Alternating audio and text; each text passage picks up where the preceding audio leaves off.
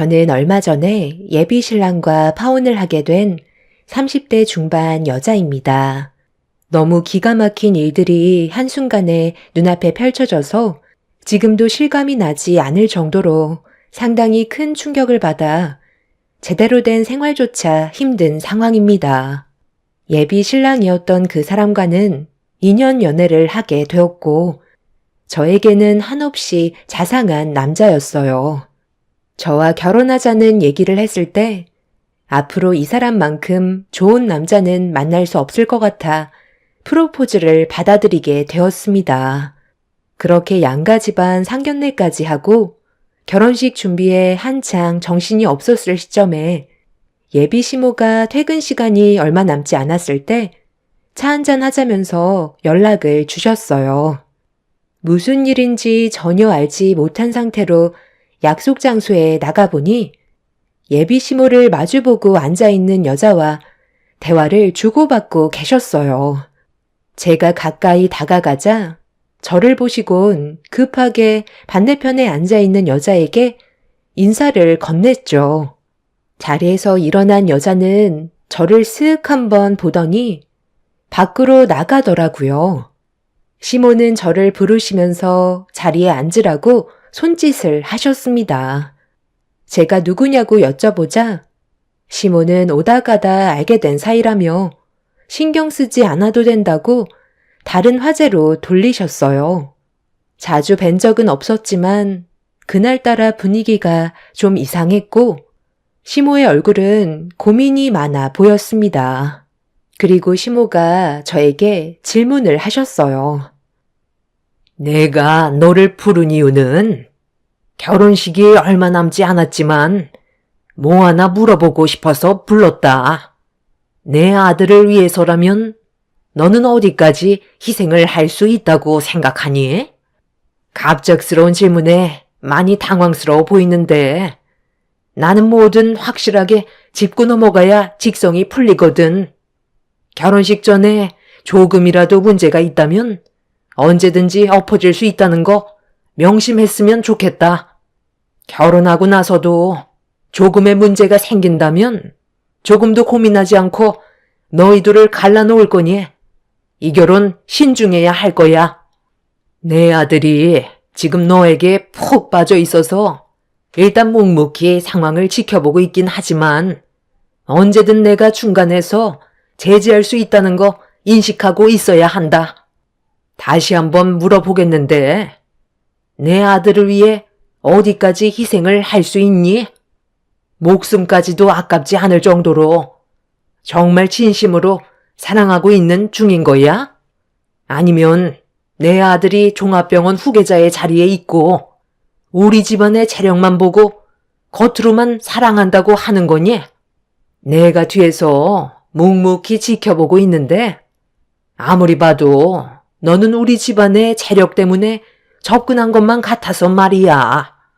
사람 인연이라는 게 갑자기 한순간에 나타난다 하지만 어느 정도 계기가 있어야 인연이 만들어지는 건데 서로 첫눈에 반했다는 게 말이 되니? 그냥 길 가다가 눈빛만 보고 반한다는 게 말이 되냐고. 너희들 나한테 뭐 숨기는 거 있지?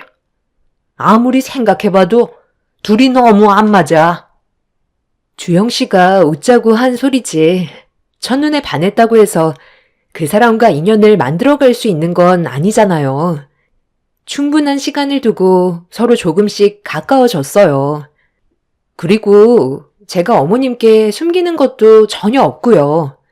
어디까지 희생할 수 있냐고 물어보셨는데 주영 씨한테 모든 걸 다 줘야 진정한 사랑이라고 생각하시는 건가요?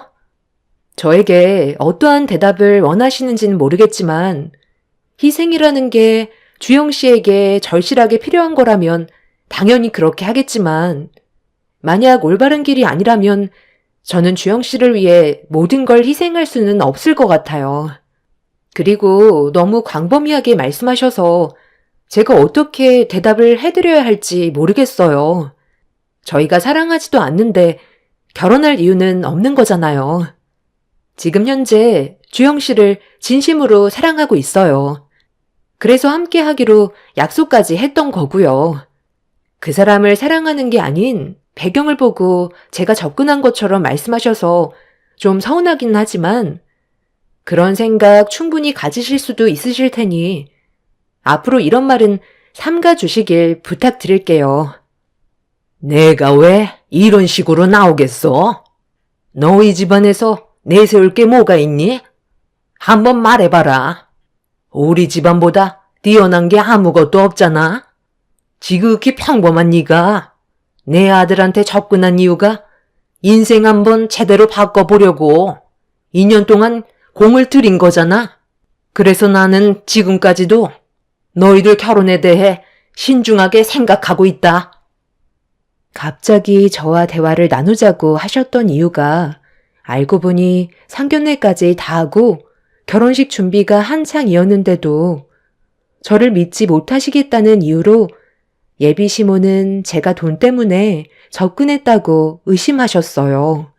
저희 집안이 찢어지게 가난하지도 않고 지금까지 부족함 없이 살아왔었어요.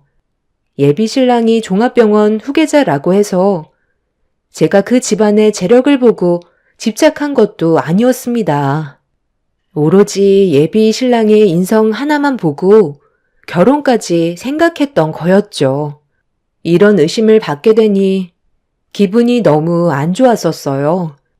아무리 예비 시댁 집안 쪽이 잘 산다 해도 저를 그런 시선으로 바라보고 있다는 건 저희 부모님까지 안 좋게 보고 계셨다는 건데 그런 생각을 하게 되니 그동안 예비 시모를 좋은 쪽으로 봐왔었는데 겉과 속이 다른 사람이라는 걸 알게 되자 그때부터 거리를 두는 게 좋을 것 같다고 판단했어요.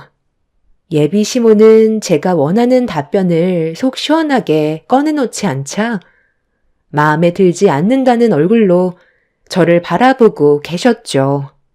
그렇게 침묵이 흐르고 있는데 시모가 갑자기 핸드폰을 들어 어디론가 전화를 하셨는데 예비 신랑인 듯 보였고 시모와 제가 있는 곳으로 와달라고 얘기한 뒤 끊으시더니 다시 저에게 질문을 하셨어요. 네가 내 아들을 진심으로 사랑하고 있다는 마음이 들지 않기 때문에 이 자리에 우리 주영이가 오면 결혼을 반대할까 생각 중이다. 둘이 얼마나 사랑하고 있는지는 모르겠지만 우리 쪽에서 손해보는 게 너무 클 것 같아. 여기까지만 하는 게 좋을 것 같아. 나는 모든 걸 다 내어줄 만큼 희생적인 며느리를 원하거든. 네? 갑자기 저희 결혼을 반대하신다고요? 제가 주영 씨에게 모든 걸 내어줄 수 없다고 해서 그런 거예요? 그렇다고 거짓말을 할 수는 없는 거잖아요. 네가 내 아들을 얼마나 사랑하는지 시험을 해본 것뿐인데 상당히 현실적으로만 판단하려는 그런 모습이 나중에 결혼을 하게 되면 이것저것 따지려 드는 게 많을 것 같아서 여기에서 끝내는 게 조금이나마 손해를 덜 볼 수 있는 방법인 것 같다. 그러니 너무 서운하게 생각하지 않았으면 좋겠다. 시모의 돌발 행동에 저는 어이가 없어서 제대로 말도 안 나오는 상태였어요. 그리고 그 사이 예비 신랑이 도착했는데 저와 시모가 있는 쪽으로 걸어왔어요. 저는 이미 충격을 받은 상황이라 예비 신랑이 왔는데도 어떠한 반응도 못하고 있었죠. 예비 신랑은 분위기를 살피면서 자리에 앉자마자 무슨 일 있었냐고 질문해 시모가 먼저 입을 열었습니다. 저와의 결혼에 대해 다시 생각해 보는 게 좋지 않겠냐고 조금의 고민도 하지 않으신 채 예비 신랑의 생각을 물어보셨습니다. 저 이제 막 왔어요. 갑자기 그런 말씀 하시면 제가 무슨 답변을 드려요. 이 사람이랑 결혼을 하지 않겠다는 생각은 조금도 해본 적이 없었는데요. 왜 그러시는데요? 무슨 일 때문에 파혼 얘기까지 나와요? 이 사람이 뭘 잘못하기라도 했어요? 저희 관계에는 조금의 문제도 없이 잘 유지해 오고 있어요. 네가 오기 전에 내가 이것저것 좀 물어봤는데 쟤는 안 될 것 같다. 무슨 일이 있더라도 평생을 함께해야 될 배우자라면 좋던 안 좋던 무조건 너를 믿고 따라가야 되는 게 맞는 건데 네가 잘못된 길을 걸어간다면 가차없이 등 돌리고 다른 남자를 알아보겠다고 하는데 내가 결혼 반대 안 하게 생겼니? 어머, 제가 언제 그렇게 얘기했어요. 그럼 주영 씨가 잘못된 길을 걷고 있는데도 뒤에서 밀어주라는 거예요? 저는 이 사람이 잘 되길 바라지 잘못되길 원하지 않는다고요. 그리고 제가 언제 다른 남자를 알아본다고 했어요. 그렇게 말한 적 단 한 번도 없었는데 왜 이 사람한테 거짓말까지 하시는 거예요? 갑자기 저한테 이러시는 이유가 뭐예요? 그게 그 얘기랑 같은 거지. 네가 내 아들과 결혼을 하려면 나에게 믿음을 줘야 하는데 만족한 답을 주지 않고 있잖아. 그러니까 여기까지만 하자는 거다. 엄마, 이 결혼은 제가 원해서 하는 거예요. 그리고 이런 식으로 나오시는 건 너무 억지 아니에요? 도대체 왜 그러시는 건데요? 솔직히 털어놔 보세요. 제가 그동안 살아오면서 봐온 엄마는 아무런 계획 없이 억지 부리시는 사람이 아니라는 거 잘 알고 있어요. 그러니까 왜 제가 이 사람과 헤어져야만 하는지 정확하게 알려주세요. 얼마 전까지만 해도 이 사람에 대해 칭찬을 늘어놓으셨으면서 갑자기 이렇게 나오시면 저희 둘 다 당황스럽죠. 결혼식 준비도 거의 다 끝났다고요. 나는 너랑 함께할 배우자가 조금도 부족하지 않았으면 좋겠다. 좀 더 잘난 여자를 만나길 원하는데 쟤는 너무 지극히 평범한 집안이잖아. 서로 좋은 감정만 있다고 해서 앞으로의 결혼 생활에 문제 없다는 보장이 어디 있어? 서로 보완해줄 무언가가 있어야 되는데 제가 너에게 무엇을 해줄 수 있냐는 거야. 꼭 뭘 해줘야만 되는 거예요? 저희 얼마나 잘났는데요. 그럼 엄마는 얼마나 완벽한데요? 아버지와 지금까지 함께 살아오신 동안 엄마의 말씀처럼 서로 보완해주면서 잘 지내오셨어요? 그것도 아니잖아요. 두 분 다 눈만 마주쳐도 화부터 내셨으면서 저한테 그런 말씀 하실 처지가 되세요? 그런 걱정 안 하셔도 되니까 이제 그만하시고 집으로 돌아가시는 게 좋겠어요. 그리고 앞으로는 제 허락 없이 이 사람 따로 불러서 이런 얘기 하지 마세요. 오늘까지만 그냥 넘어갈 거예요. 예비 신랑은 저에게 미안하다면서 시모 대신 사과를 했어요. 예비 시모는 본인이 겪어온 길을 그 사람이 똑같이 걷게 될까봐 걱정돼서 그런 거라고 계속해서 예비 신랑을 설득하고 계셨습니다. 잘 나가다가 갑자기 파혼하라는 말을 듣게 되니 저도 당황해서 무슨 말을 해야 될지도 모르겠더라고요. 예비 신랑은 더 이상의 분위기를 심각하게 만들지 않기 위해 시모를 일으켜 세운 뒤 저에겐 나중에 따로 연락 주겠다며 급하게 밖으로 나가 버렸습니다. 저는 그 모습을 멍한 상태로 바라만 보고 있다가 다리에 힘이 풀려 다시 자리에 앉아 떨리는 몸을 진정시켰어요. 지금까지 조용하셨던 시모가 갑자기 저를 불러 예비 신랑과 헤어지라는 말을 꺼냈을 때 너무 큰 충격을 받았었죠. 처음부터 반대를 한 것도 아니고 갑자기 돌발 행동을 하셔서 어떻게 대처를 해야 할지 몰라 난감하기만 했었어요. 저도 한숨 돌린 뒤 집으로 들어가자 예비 신랑한테 전화가 왔죠. 제가 잘 들어갔는지 걱정돼서 연락을 한 거였고 좀 전에 예비 시모와 있었던 일에 대해서는 신경 쓰지 말라고 잘 해결됐으니 결혼식 준비만 신경 쓰면 된다면서 저를 안심시켜 주었습니다. 하지만 조금도 풀리지 않은 의문은 예비 시모가 무슨 생각으로 그런 말을 하셨는지 이해할 수가 없었어요. 무언가를 숨기고 계시는데 그걸 입 밖으로 꺼내지 않으신 것 같았죠. 그날 이후 예비 시모에게 연락 온 적은 없었고 저도 먼저 연락을 드리지 않았습니다. 쓸데없이 행동했다가 오히려 더 큰 일이 생기게 될까봐 최대한 상황을 지켜보고 있었죠.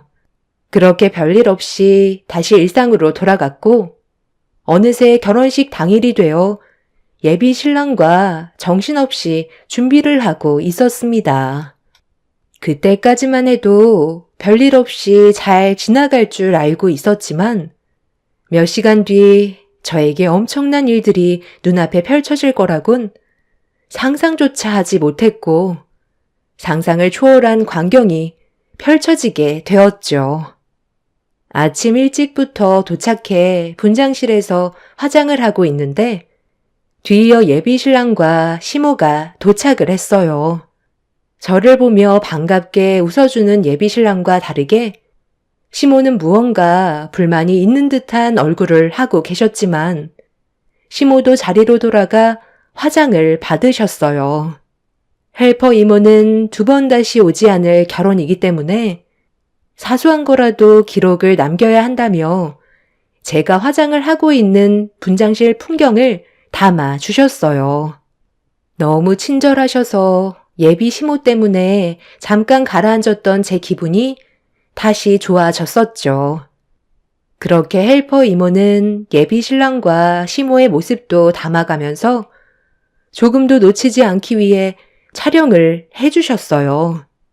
제가 먼저 분장실에 도착을 했었기 때문에 미리 끝난 상태라 식장에서 대기하려고 자리에서 일어났는데 갑자기 드레스에서 툭 하면서 터지는 소리가 들리길래 도움을 요청하니 등 쪽에 튀어나온 실밥이 의자에 걸려서 살짝 터지게 되는 일이 발생돼 잠깐 자리를 이동해 터진 부분을 급하게 수선을 하고 있었어요.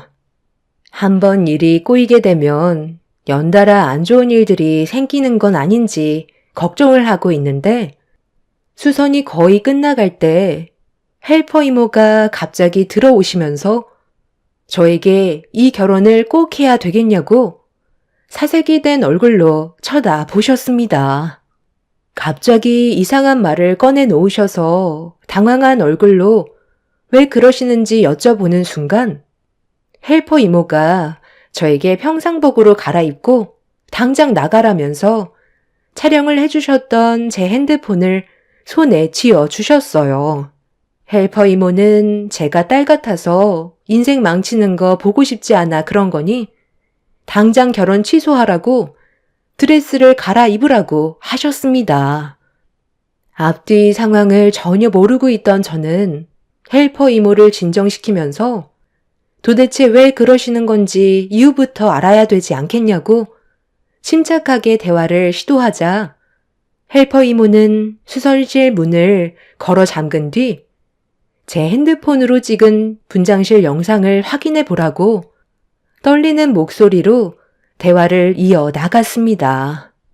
그리고 핸드폰에 찍힌 영상을 확인하는 순간 예비 시모와 신랑의 대화에 엄청난 충격을 받게 되었고 너무 놀란 저는 입을 틀어 막았어요. 그리고 저는 곧바로 옷을 갈아입었습니다. 너, 내가 어제 누굴 만나고 왔는지 알아? 언제까지 중심을 잡지 못하고 이런 식으로 행동할 건데? 너희 아빠가 아는 순간 모두 끝장난다는 거 몰라? 병원 후계자가 이런 짓을 저지르고 다닌다고 알려지기라도 하면 네가 후계자 자리를 이어받을 수 있을 거라 생각해? 정말 이 결혼 진행할 거니? 아이, 당연하죠. 제가 경주 씨를 얼마나 사랑하는데요. 그러니까 결혼까지 생각하는 거 아니겠어요? 엄마는 제발 가만히 좀 있어요. 제 인생 망치고 싶은 거예요? 그럼 걔는 어떻게 할 건데? 저번에 예비 며느리 만나기 전에 그 여자랑 먼저 대화를 나눠봤었다. 무조건 이 결혼 반대하겠다고 하던데 어떻게 할 거야? 걔가 그래요? 내 결혼을 반대하겠다고 엄마한테까지 찾아갔었어요?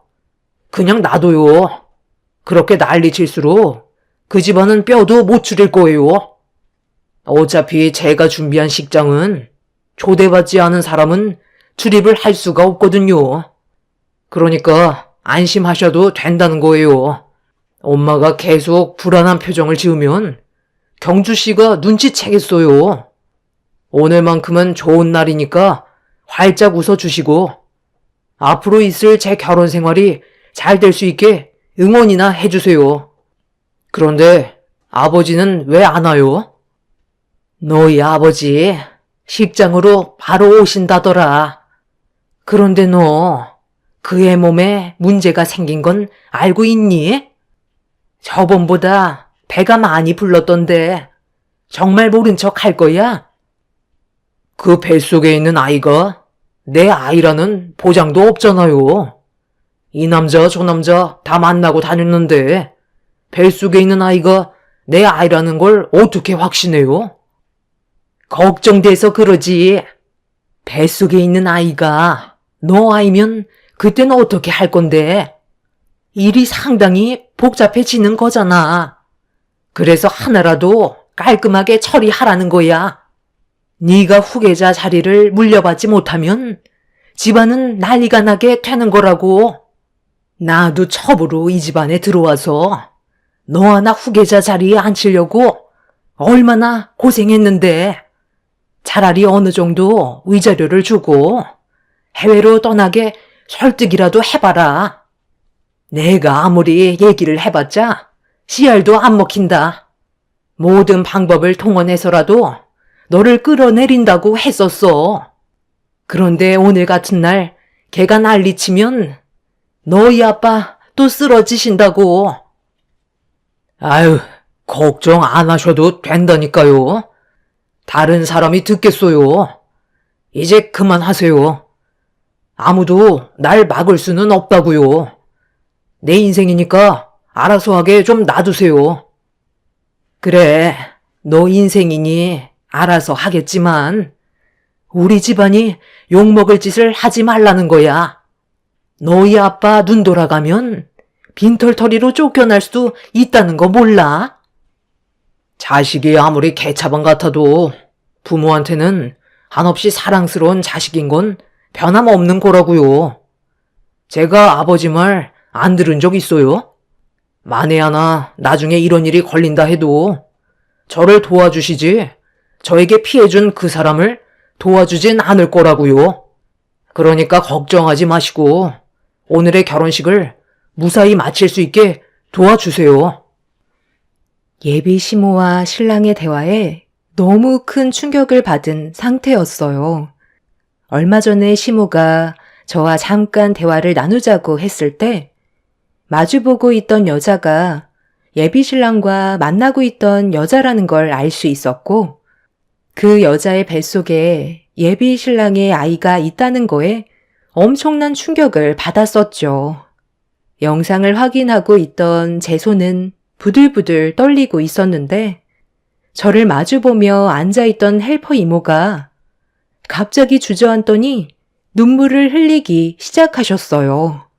저를 바라보신 헬퍼 이모는 충격적이게도 예비 신랑과 만났던 여자의 엄마였습니다. 저를 만나기 위해 배정받았던 헬퍼 이모에게 돈을 지어준 뒤 그 여자의 어머님이 배정된 헬퍼 이모인 척 하시고 들어오신 거였어요.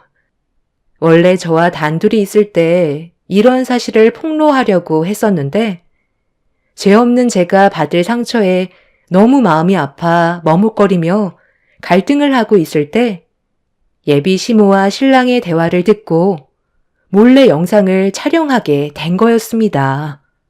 자기 딸이 예식장에 들어올 수 없으니 본인이 직접 식장에 들어가서 난리를 치고 싶었지만 제가 받을 상처가 너무 클 것 같아 본식 직전에 저에게 이런 사실을 털어놓으셨던 거였어요. 온몸이 떨려와 아무 말도 할 수 없었던 제 눈에선 눈물이 흘렀어요. 그분은 저에게 또 다른 증거물을 보여주셨는데 거기에 찍힌 영상에는 예비신랑과 시모와 대화를 나눴던 여자가 얼마 전에 서로 만나 대화를 주고받은 것도 있었죠. 뱃속에 아이가 있다며 당장 결혼을 취소하고 아이를 책임져 달라고 했지만 예비신랑은 자리에서 일어났고 그 여자는 배신감에 예비신랑의 뺨에 손을 올렸는데 예비신랑은 충격적이게도 임신한 몸인 걸 알면서도 그 여자의 뺨에 손을 올렸습니다. 너무 놀라 입을 틀어막았고 제가 알던 사람의 모습이 아니라서 당장 평상복으로 갈아입으려 했어요. 그런데 이대로 파혼하기에는 제가 받은 상처가 너무 커서 그냥 넘어갈 수가 없겠더라고요. 그래서 그 여자의 어머님께 모든 상황을 설명드린 뒤 계획을 변경하게 되었죠. 저는 예정대로 결혼식을 준비했고 모든 준비가 끝이 난 뒤 신부 대기실에 앉아 있었어요. 예비신랑은 그 여자의 어머니의 얼굴을 전혀 알지 못하고 있었죠. 결혼 얘기가 나오기도 전에 헤어짐을 통보받았던 이유는 뱃속에 아이가 생겼다는 이유 때문이었고 아이를 자기 인생의 걸림돌로 생각하고 있었어요. 저도 알지 못했던 그런 내용들로 인해 사람은 겉모습만 보고는 알 수 없다는 걸 확실하게 깨닫게 되었죠. 제가 받은 상처만큼 예비 신랑에게도 돌려주고 싶었어요. 그렇게 모든 준비가 끝이 나고 결혼식이 진행이 되었습니다. 예비 신랑은 신부 대기실에 있던 저에게 너무 이쁘다면서 온갖 좋은 말을 아끼지 않았지만 이미 마음이 굳게 닫혀버린 상태라 어떠한 말도 들리지 않았어요.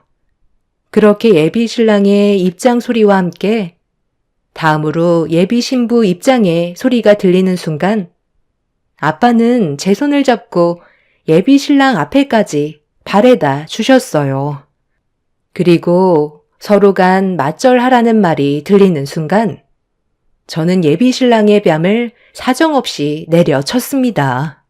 순식간에 일어난 광경에 양가 집안을 비롯해 객석까지 술렁거렸고 제 드레스를 잡아주고 있던 사람이 고개를 들어 예비 신랑을 쳐다보자 놀라서는 그 자리에 주저앉아 저희 둘을 바라보고 있었습니다. 그 여자의 어머니께서 그 여자에게 연락을 하셨고 외부인 출입이 불가능하기 때문에 헬퍼 이모로 저와 같이 식장에 들어오게 된 거였죠.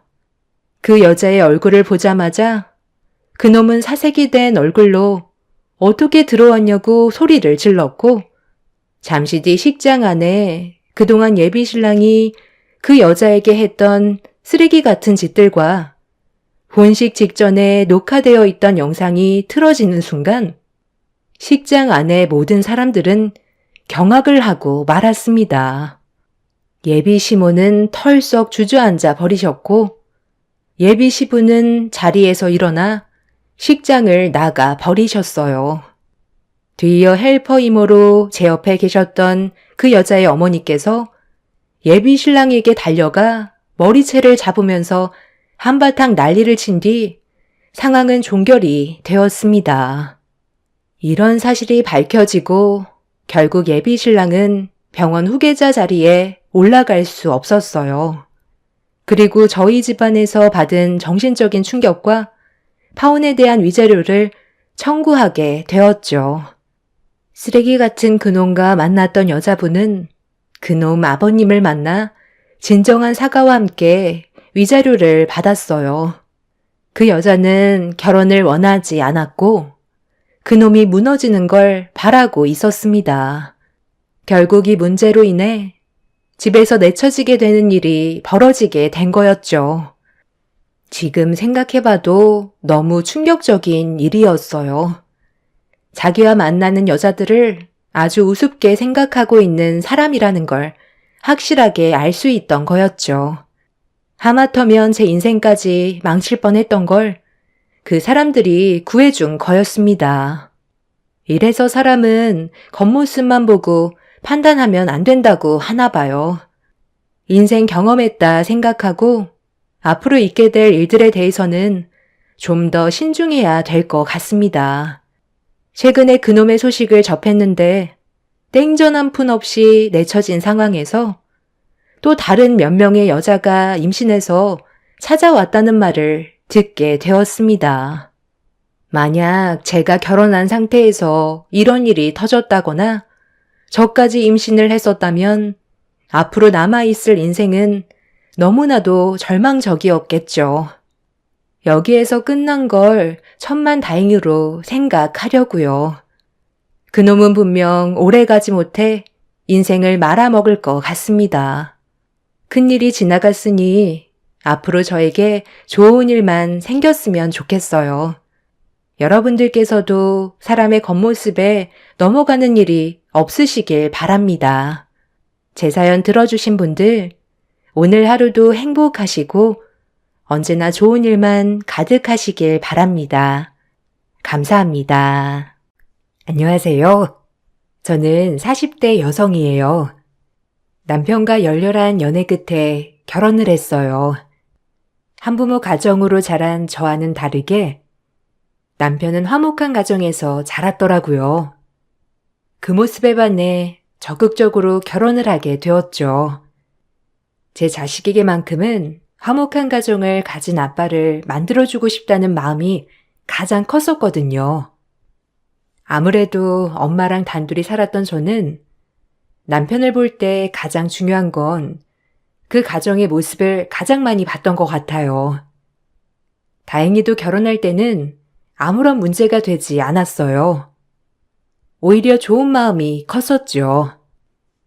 아유, 우리 아들이 어떤 여자를 데리고 오나 봤더니 정말 내 마음에 쏙 드는 며느리감을 데려왔네.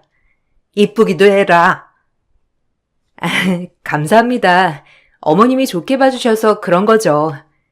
성재 씨 멋지게 키워주셔서 감사해요. 제가 더 잘하도록 노력할게요. 아유 참 말도 예쁘게 한다. 아주 우리 집에 딱인 며느리야. 우리 성재랑도 뭐든 다 잘 어울리고 우리 잘 살아보자. 시어머니는 결혼 전에 절 아주 예뻐하셨어요. 그리고 막상 결혼을 하고 보니까 시어머니는 결혼 전과 완전 반대가 되었죠. 시어머니는 보통 분이 아니었어요.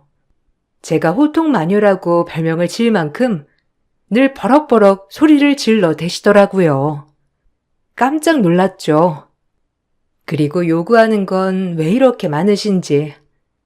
일을 다니고 있는 저로서는 조금 부담스럽더라고요. 처음 결혼을 시작할 때 좋은 고부 사이와는 다르게 점점 어머니와는 삐거덕거리기 시작했어요. 저 역시도 어머님이 이해가 가지 않았거든요. 예, 넌 결혼한 지 얼마나 됐는데 이제서야 시댁에 들리는 거야?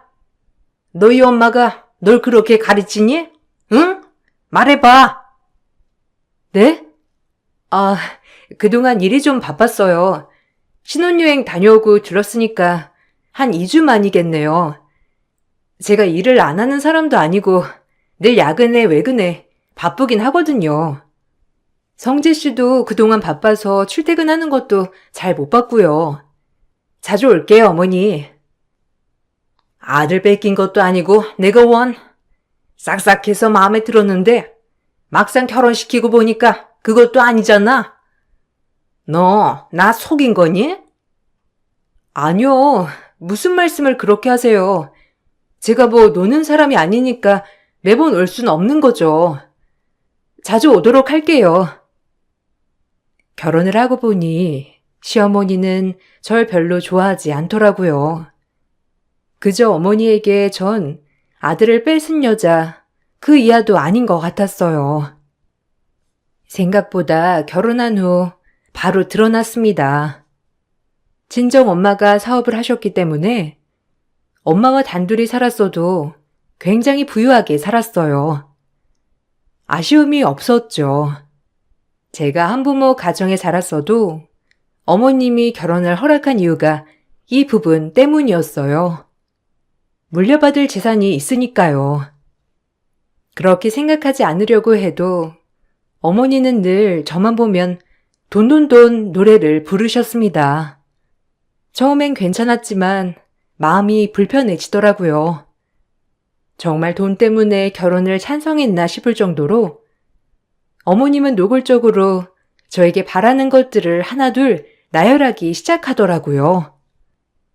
성재, 자리 좀 만들어줘라. 너희 엄마 회사에 그 정도는 할 수 있잖아. 딸 너 하나밖에 없는데 어차피 사이한테 맡기면 좀 좋아. 아직 엄마도 정정하시고 그렇게 자리 막 내주시는 분 아니세요. 성지 씨도 지금 하고자 하는 일도 잘하고 있고요. 나중에 성지 씨가 원한다고 하면 그때 생각해 볼게요. 그리고 엄마 회사에 제 지분 하나도 없으니 어머님 그렇게 생각하지 마세요. 아니 뭐야? 어차피 너네 엄마께 다 네 거 아니니? 너네 엄마가 딸이 너 말고 또 누가 있어? 안 그래? 네가 이 집에 시집와서 한 게 뭐가 있어? 아빠 없는 애 성재가 좋다고 해서 받아줬더니만 또박또박 말대답이나 하고 아이고 내 발등을 찍었지 진짜. 저도 마찬가지예요. 성재 씨 선택할 때 딱 가정 하나 봤어요. 어머님이 아시다시피 전 아빠가 없으니까 가장 화목한 가정에서 자란 남자랑 결혼하고 싶었거든요. 그런데 결혼하고 보니 어머님 참 제가 생각한 거랑 다른 것 같네요. 저도 후회스러워요. 후회하면 뭐? 지금이라도 이혼하겠다는 거야? 나는 그렇게 들린다? 참나. 아주 세상이 변해도 단단히 변했어. 어디 며느리가 또박또박 시애미를 가르치려 들어? 에휴, 이래서 정상적인 가정에서 보고 자란 애 들였어야 한다니까. 제가 이렇게 말을 하자 어머님은 기가 차다는 듯 절 노려보았어요. 그 정도로 제가 시어머니를 잘못 봤던 것이었죠. 하지만 남편과는 정말 트러블이 하나도 없었어요. 남편은 늘 저의 편이 되어주었고 항상 어머니와 저 사이에서 저의 기분을 많이 풀어주도록 노력을 하는 남자였거든요. 시어머니 때문에 기분이 나쁠 때도 남편 때문에 버틸 수 있는 나날들이었습니다. 연애 때와 마찬가지로 그래서 제가 좋은 가정에서 자랐다고 생각한 부분이었으니까요. 가끔 어떻게 저런 어머니에게서 이런 아들이 나올 수가 있지? 라고 생각을 할 때가 많았습니다. 남편은 조용조용 내성적이라면 어머님은 항상 호통치시고 화를 먼저 내셨거든요. 제가 이런 부류의 사람을 좋아하지 않다 보니 어머니와는 계속적인 트러블이 생길 수밖에 없는 구조였습니다. 참 속상했죠. 어머님은 내가 마음에 안 드시나 봐. 아빠 없다는 소리도 그냥 막 하시고 당신 우리 엄마 회사 자리에 알아봐 달라고 하시고 자기도 혹시 엄마 회사에 관심 있어? 자기가 졸업한 분야랑은 전혀 다른 분야잖아. 당신이 말해봐. 솔직하게 말이야. 미안해. 엄마가 원래 좀 그러셔. 아들이 하나잖아. 나한테 기대가 크시기도 하고 그냥 뭐든 내가 잘 됐으면 좋겠으니까 늘 그냥 그렇게 생각하시는 거지. 엄마도 힘들게 살아오셨어. 어렵게. 그러니까 네가 좀만 이해해주면 안 될까? 나도 엄마가 이해 안 될 때가 많긴 해. 그래도 자기가 좀만 이해해줘. 자기랑 살아온 환경이 다르신 분이니까. 그래도 난 자기 편이지만. 나도 잘해야지. 그러면서도 막상 어머님이 저렇게 호통치실 때마다 욱하게 되네. 자기도 신경 쓰이겠다. 그리고 내가 뭐 다 알지 못하지만 자기도 힘들었을 것 같아. 어떻게 자긴 그렇게 내성적이면서 어머님은 저렇게 욱하시지? 싶기도 하고. 그런 점이 싫어서 오히려 안 그러는 것 같아. 어려서부터 아빠랑 엄마 많이 싸우셨거든. 그걸 보고 자라서 오히려 더 안 그러지. 오히려 학창 시절 부모님의 불화를 겪고 본인은 절대 안 그래야겠다고 다짐을 하며 자아를 형성했다고 했어요. 그 말도 참 와닿더라고요. 지금이야 부모님이 나이가 드셨으니 덜 싸운다고 하지만 젊었을 때 어머님 성격은 더 하셨을 것 같았거든요. 남편이 본인의 어머니를 이해해달라는 말에 이해를 하기로 마음을 먹었죠. 하지만 늘 마음처럼 되지 않는 게 문제였지만요. 어머님은 욕심이 많은 분이었어요. 저희 집과 달리 평범했던 남편네 집이었기 때문에 늘 저에게 요구하는 게 많았어요. 남들이 들으면 놀랄 정도로 자질구레한 것들까지도 요구하셨죠. 올 때 음식물 쓰레기 봉투 좀 사와라, 슬리퍼 좀 사와라 등등 말이에요. 우리 집 올 때는 그 애플망고 좀 사와라. 비싸서 사 먹기 엄두가 안 나. 멜론, 키위 이런 거 사오지 말고 애플망고 그런 거 사와. 애플망고가 드시고 싶으세요? 다음번에 올 때 사올게요. 그리고 또 드시고 싶은 건 없으세요? 아버님은요? 대충 맛있는 것 좀 사와. 매번 먹는 거 말고, 알겠지? 네가 사올 때 먹지. 언제 우리가 이런 거 먹겠니? 네 시아버지도 좋아할 거다. 네, 사다 드릴게요.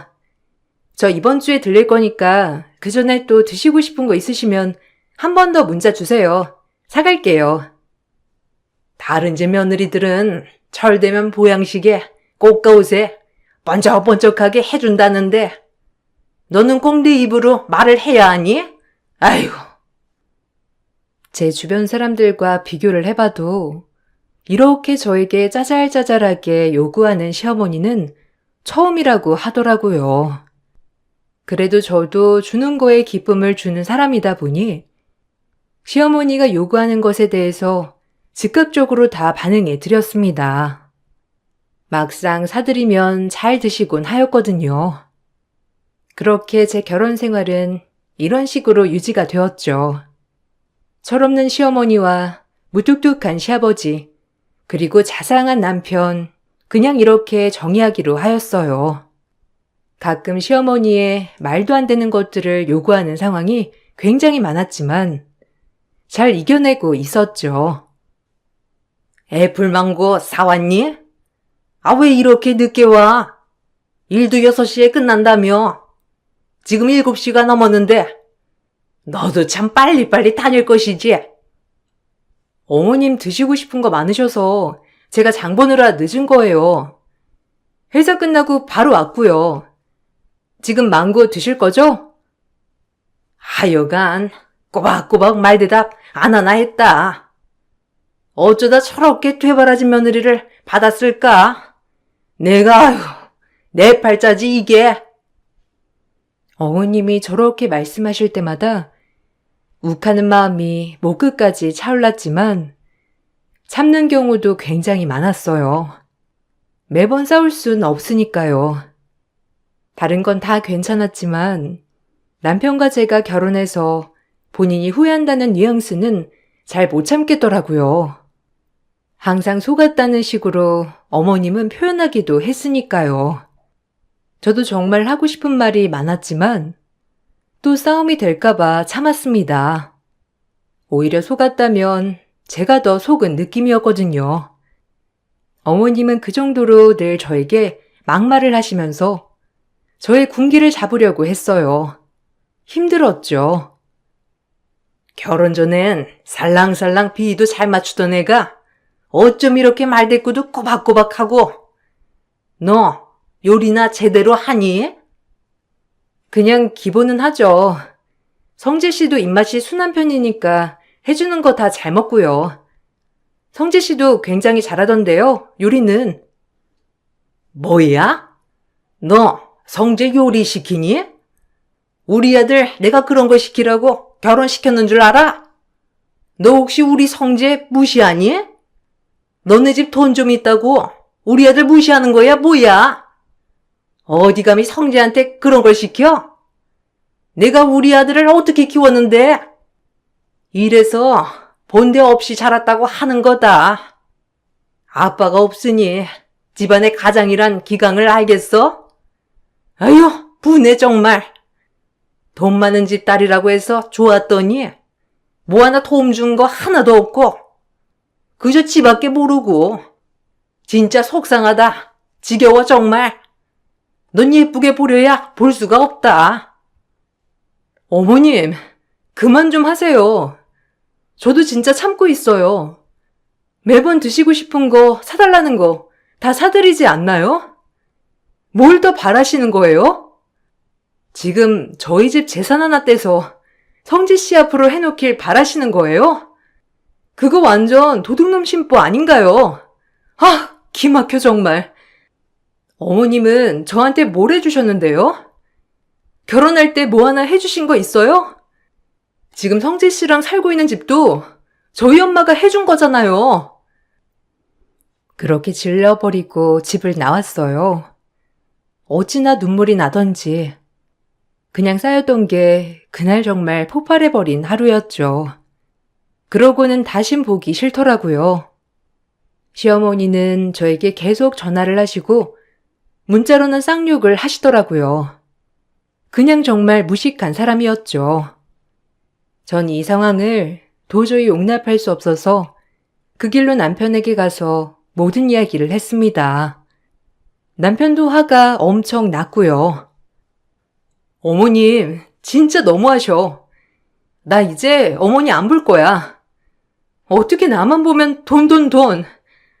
자기랑 나랑 결혼한 지 1년이 됐어? 2년이 됐어? 진짜 날 며느리로 맞이한 이유가 뭐냐고 도대체. 자기 의사도 있는 거야? 아님 어머님 혼자 그러는 거야? 아, 미안해 진짜. 엄마가 원래 욕심이 좀 많아서 아니 내가 그렇게 알아듣게 얘기를 했는데도 그러네. 나 이제 어머님 못 봐. 맨날 뭐 사와라. 한 번은 화장실 실내화를 사오래. 아니 진짜 내가 자기 어머니 뒤치다꺼리 하려고 결혼한 거 아니잖아. 안 그래? 자기가 뭐라고 하든 나 정말 보기 싫어. 내 마음 알아줬으면 좋겠어. 이해하지 나도. 우리 엄마 성질 이해 못하는 것도 아니고 다 이해해. 내가 엄마한테 따끔히 한마디 할게. 미안하다. 아니, 따끔히 한마디 해도 또 나만 잡으실걸? 정말 결혼 전이랑 어떻게 이렇게 딴판이실 수가 있어? 아, 진짜 어이없다. 당신 선택한 이유 중에 가장 큰 이유가 당신 가정이라고 했잖아. 이건 내가 생각했던 거랑은 완전히 달라. 알아? 속은 기분이야. 미안해 정말. 내가 알아서 해결할게. 그만 속상해해. 자기가 그렇게 우니까 내가 마음이 아프잖아. 어? 남편은 최대한 저의 마음을 풀어주도록 노력을 했고, 저 역시도 마음을 풀려고 노력했습니다. 하지만 좀처럼 마음이 쉽게 풀어지지 않더라고요. 단 한 번도 제가 모난 삶을 살았다고 생각하지 않지만, 제 자신이 점점 모나지는 기분을 느꼈죠. 성격이 좀 이상해져 가고 있다고 생각했어요. 저 역시도 시어머니처럼 버럭버럭 화를 내게 되는 성격으로 바뀌는 기분이었죠.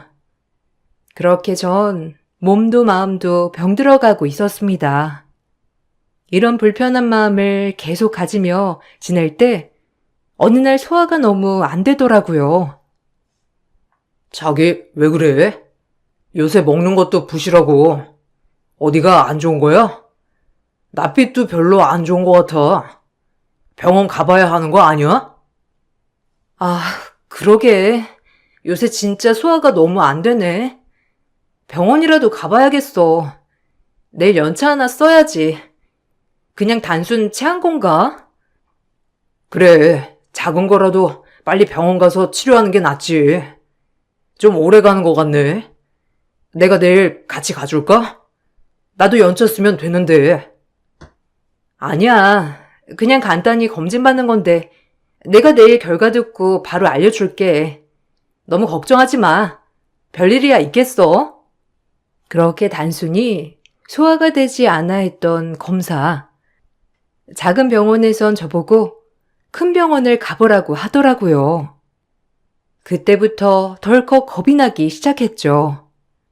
단순 위염 아니면 체했다고 생각한 것이 이렇게 크게 병이 났나 싶기도 하면서 무서웠어요. 아직 병명을 들은 건 아니지만 눈물부터 나왔습니다. 내가 왜 이런 시련을 겪어야 할까라는 생각도 들면서요. 그렇게 의사가 써준 소견서를 가지고 대학병원으로 전원을 하게 되었고, 전 모든 검사를 통해 청천벽력 같은 이야기를 들었어요. 참 암담하더라고요. 위암 1기입니다. 그래도 아직까지 1기라서 복강경 시술이나 내시경 쪽으로 수술이 가능하겠네요. 뭐 안타깝지만 그래도 2, 3기가 아닌 거에 안도를 하셔도 될 것 같아요.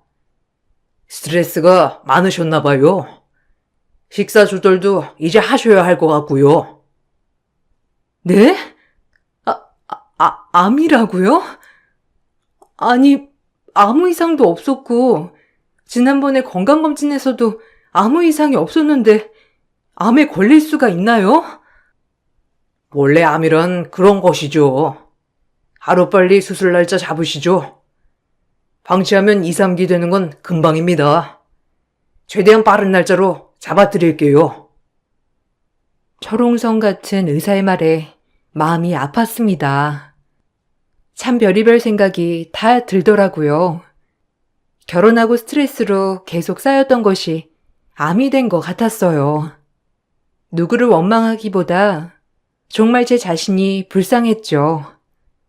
그래도 항암 치료까지는 안 해도 된다는 의사 선생님의 말에 하루라도 빨리 수술 날짜를 잡게 되었어요. 가장 빠른 날짜가 명절 전이더라고요. 전 그날로 날짜를 잡고 남편에게 얘기를 했습니다. 나 위암이래, 1기. 수술하면 그래도 괜찮은가 봐. 아직 2기는 아니어서 하루라도 빨리 수술해야 한다고 하더라. 남의 얘긴 줄만 알았는데 내 얘기였어.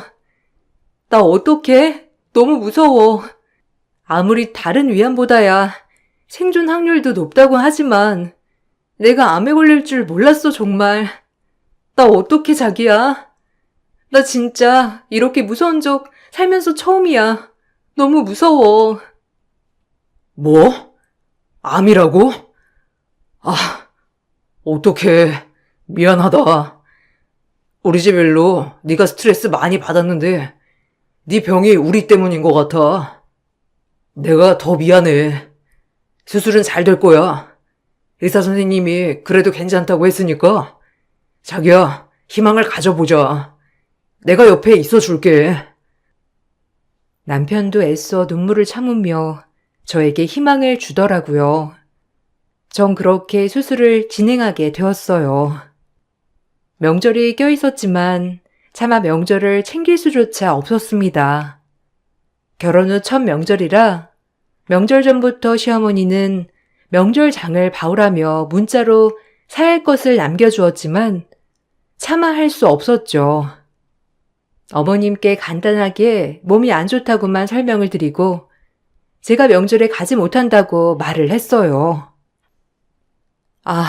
첫 명절이라 저도 할 도리는 다 하고 싶었는데 어머니, 제가 몸이 좀 많이 안 좋대요. 그래서 그땐 병원에 입원해야 할 것 같아요. 죄송합니다. 명절장은 못 볼 것 같아요. 다음 명절에 잘 챙길게요. 이번엔 그냥 넘어가 주세요. 뭐야?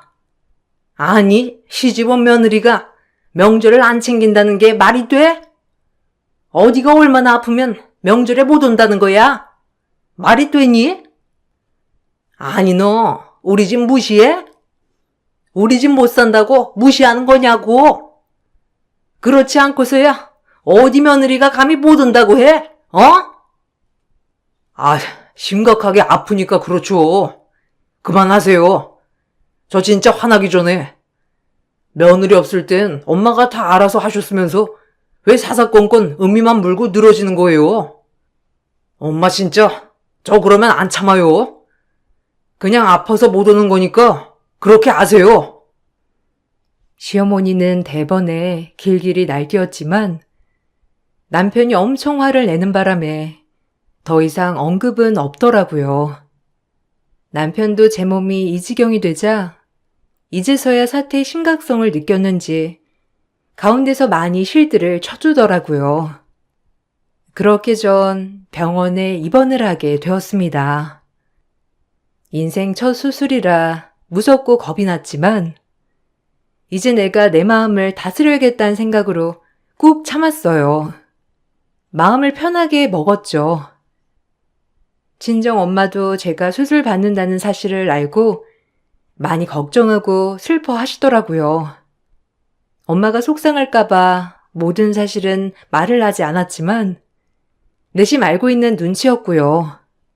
남편은 하도 어머님이 병원이랑 병동을 물어보자 어쩔 수 없이 얘기해 드렸다고 해요. 엄마가 하도 물으셔서 병원 말씀드렸어. 내심 마음에 걸리셨나 봐.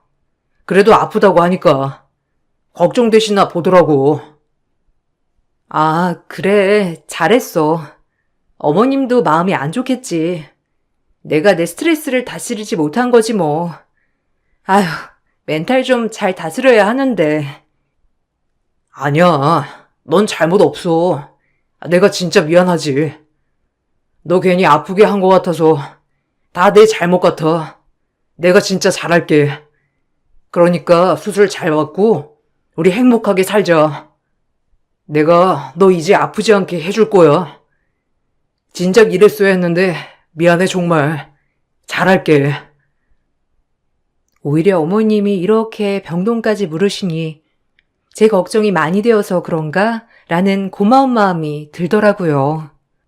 그래도 미운 며느리 아프다며 병원이랑 병실까지 다 물으시고 병문안 오시려나 보다 하는 마음 말이에요.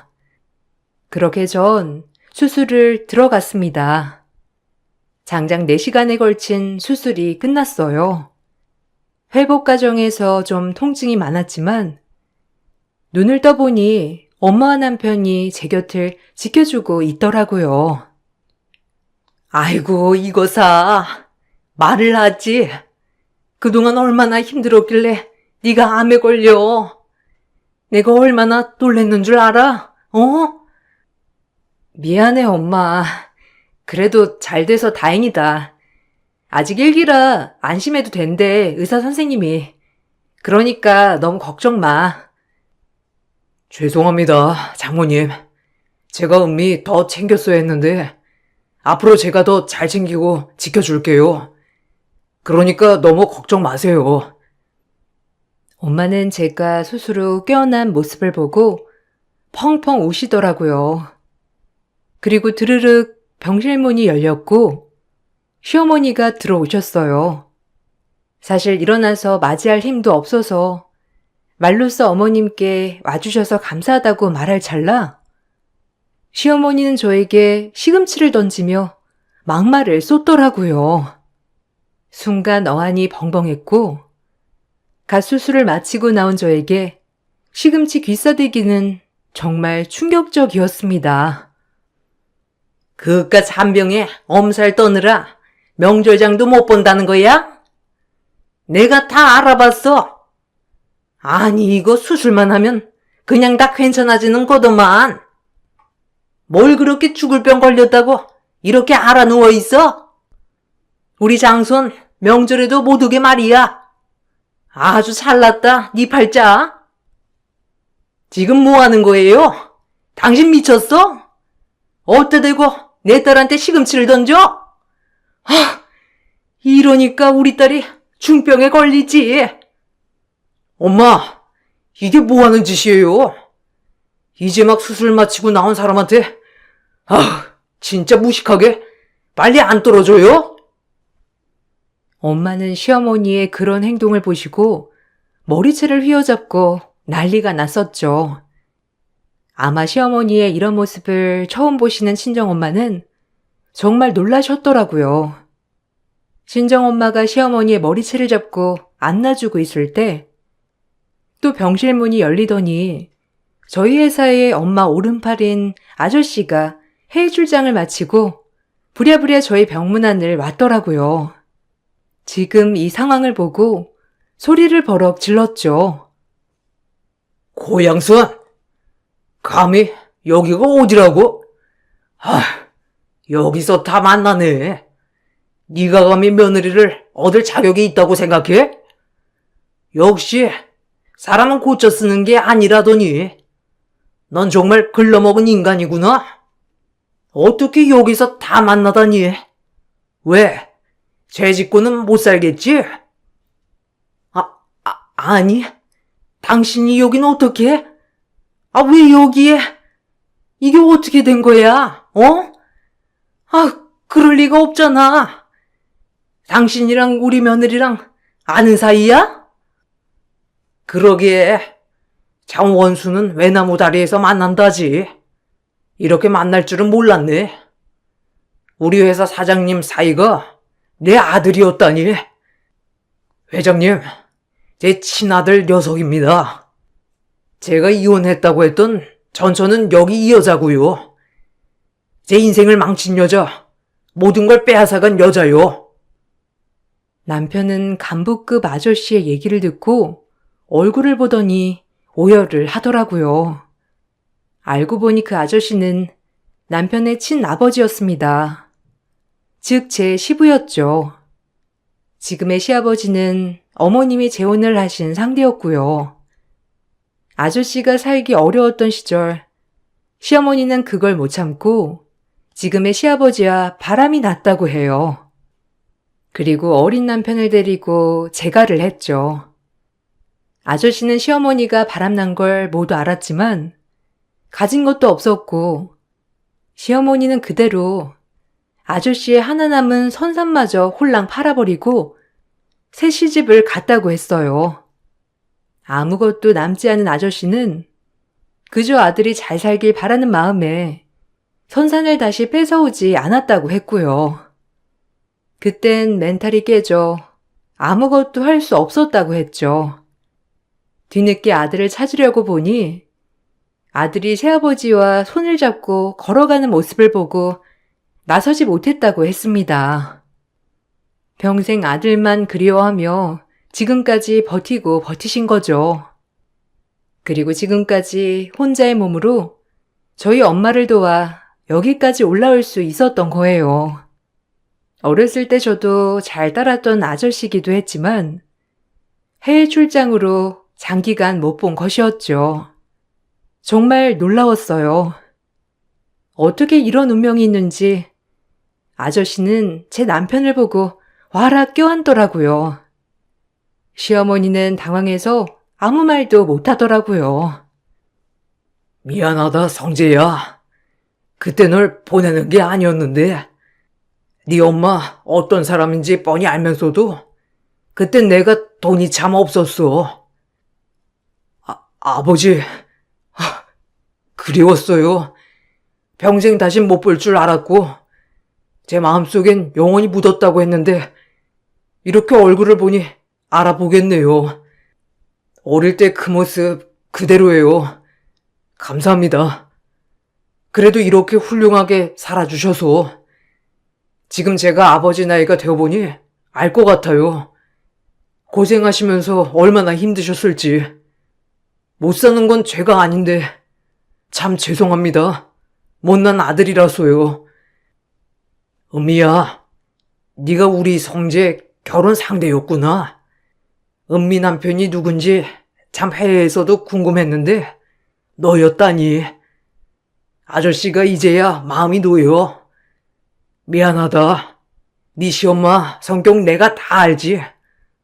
얼마나 힘들었을지. 병도 없고 정말 미안해. 내가 사과하마. 그때 엄마가 아버지가 집을 나갔다고 했어요. 그래서 우린 우리끼리 살아야 한다고. 다 제가 속은 거였군요. 죄송합니다, 아버지. 평생을 원망하고 지우려 했거든요. 그래도 얼마나 그리웠는지 몰라요. 아버지, 죄송합니다.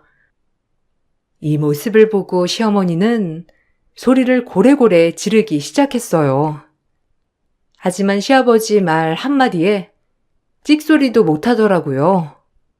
본인도 과거의 본인 모습을 알기 때문에 더 이상 말을 하지 않는 것 같았어요. 정말 웃기더라고요. 저에게 히스테리를 부리러 왔다가 지금 본인 과거가 다 까발려지고 아들까지 뺏길 위험에 처했으니까요. 전 정말 어이가 없고 웃기더라고요. 이게 다 뭐 하는 짓이야, 지금? 어디서 뒤지진 않았나 생각했는데, 그래도 간부급으로 일하고 있었어? 그래 놓고 생활비 한 푼을 안 보태? 네가 인간이야? 성재야, 아버지라고 부르지도 말아라. 아저씨가 네 아버지잖아, 안 그래? 닥쳐! 이 파렴치한 인간아! 바람 피우고 애 데리고 집 나갔느니 이제 와서 떳떳한 엄마인 척이야? 성재는 몰랐겠지. 네 엄마 바람나서 집 나간 거야. 그리고 나한테 널 빼앗은 거고. 그래놓고 뻔뻔하게 살고 있어? 네가? 용서 안 해?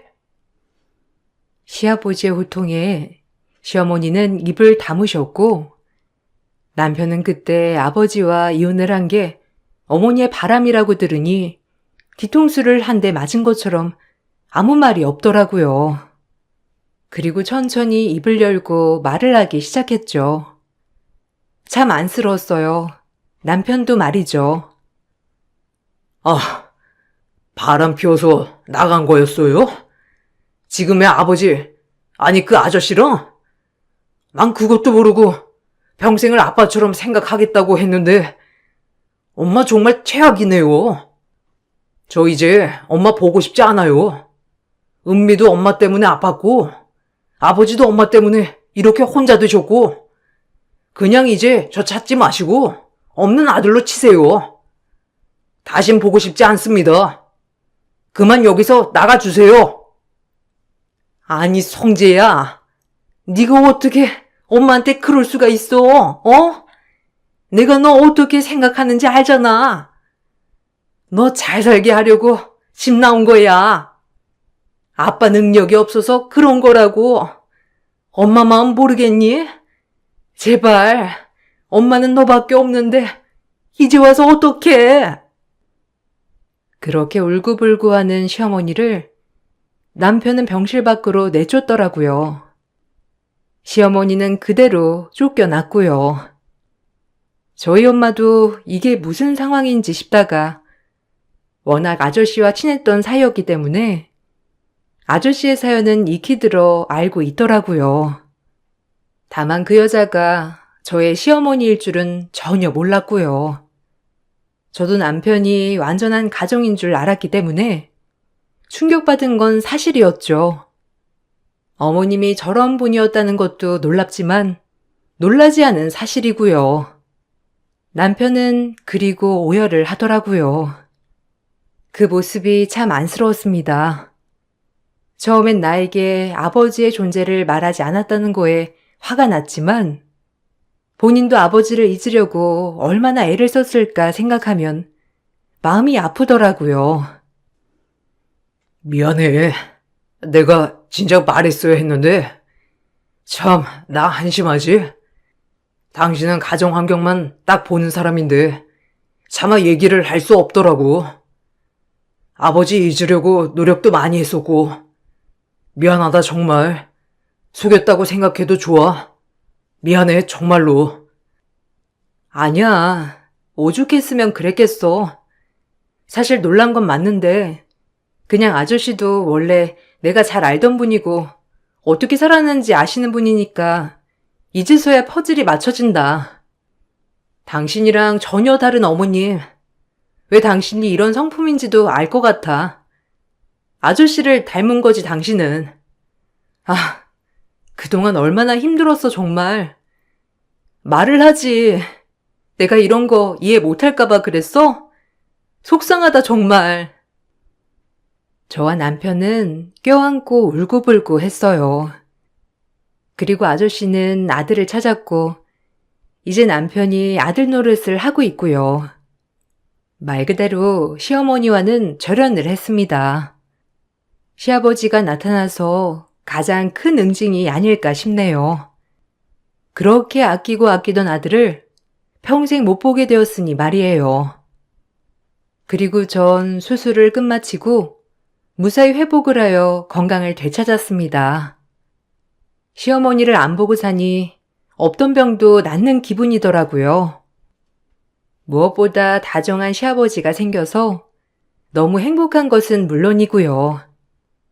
요즘은 얼굴 좋아졌다라는 말을 어찌나 많이 듣고 있는지 가장 큰 행복이 아닐까 싶어요.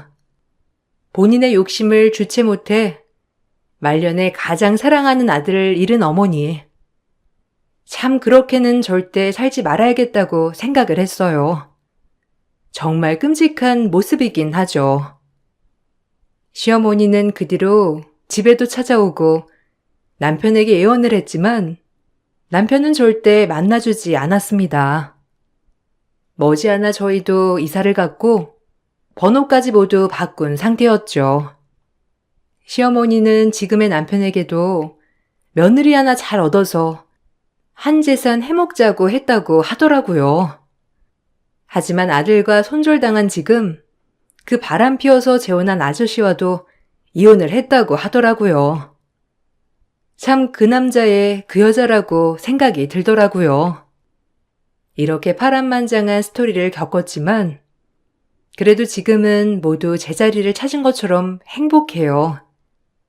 건강도 되찾아서 정말 기쁘고요. 이 행복을 유지하기 위해 저조차도 주변 사람에게 잘해야겠다고 또 한 번 다짐을 하게 되었어요. 비록 몸도 안 좋았고 안 좋은 일은 있었지만 앞으로도 지금처럼 꽃길만 펼쳐질 걸 예상하면서 이 글을 마치겠습니다. 읽어주셔서 감사해요. 안녕하세요. 서울에 사는 36살인 직장 여성입니다. 사연을 청취만 해왔는데 이렇게 글을 남길 거라고는 생각하지 못했네요. 몇 달 전 저에게 일어난 기가 막힌 사연이 있어서 라디오 사연에 올려봅니다. 아직도 진행 중인 이야기여서 조심스럽지만 저와 같은 일을 당하지 않게 하기 위해서 용기 내어 사연을 시작해볼까 해요. 진심 어린 조언이나 충고를 주신다면 감사하게 듣겠습니다. 작년에 카페에서 핸드폰을 잃어버린 적이 있네요. 친구들과 수다를 떨고 아무 생각 없이 식사를 하러 자리를 이동했는데 식당에 가보니 핸드폰이 가방에 없어서 카페로 급하게 달려갔었습니다. 제가 앉았던 자리에는 아무도 없었고 자리를 한참 찾다가 종업원에게 혹시 핸드폰 분실물이 들어왔는지 물었지만 없었다는 대답만 들었네요. 요즘은 모든 걸 핸드폰으로 하는 시대라 핸드폰을 잊어버렸다는 건 지갑을 잃어버린 것과 같은데 마음이 급해졌습니다. 핸드폰으로 결제는 물론 저의 사생활이 다 들어가 있기 때문에 걱정이 이만저만 아니었죠. 종업원의 핸드폰을 빌려 제 핸드폰에 전화를 했지만 꺼져 있다는 소리만 나오고 전화는 끊겼습니다.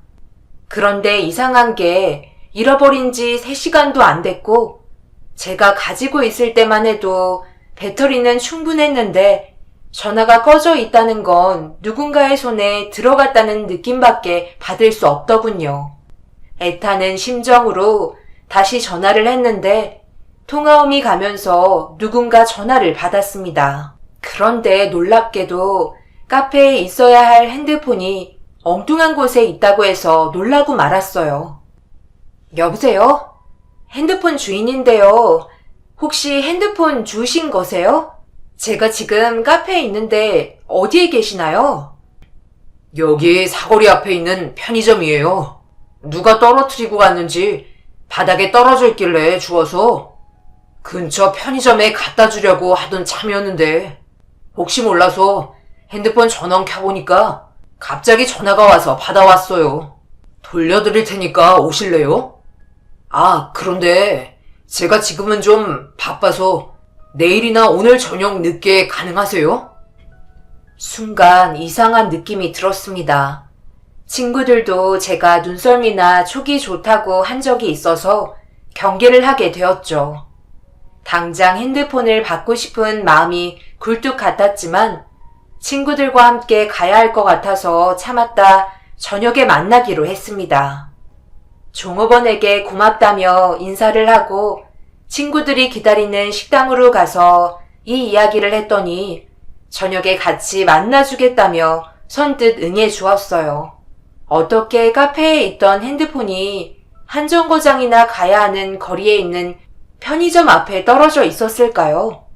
하루 종일 의문투성이인 채 시간은 흘렀고 친구 한 명과 저녁이 되자 약속 장소로 향했습니다. 9시가 넘은 시간이어서 친구와 나오길 잘했다는 생각을 했죠. 친구의 핸드폰으로 전화를 걸었는데 역시나 남자의 목소리가 들려왔습니다. 멀리서 제 핸드폰으로 전화를 받는 남자가 보여서 친구와 긴장하며 남자 앞에 섰네요. 혹시나 사례금을 요구할까봐 수중에 있는 10만 원을 찾아서 갔었습니다.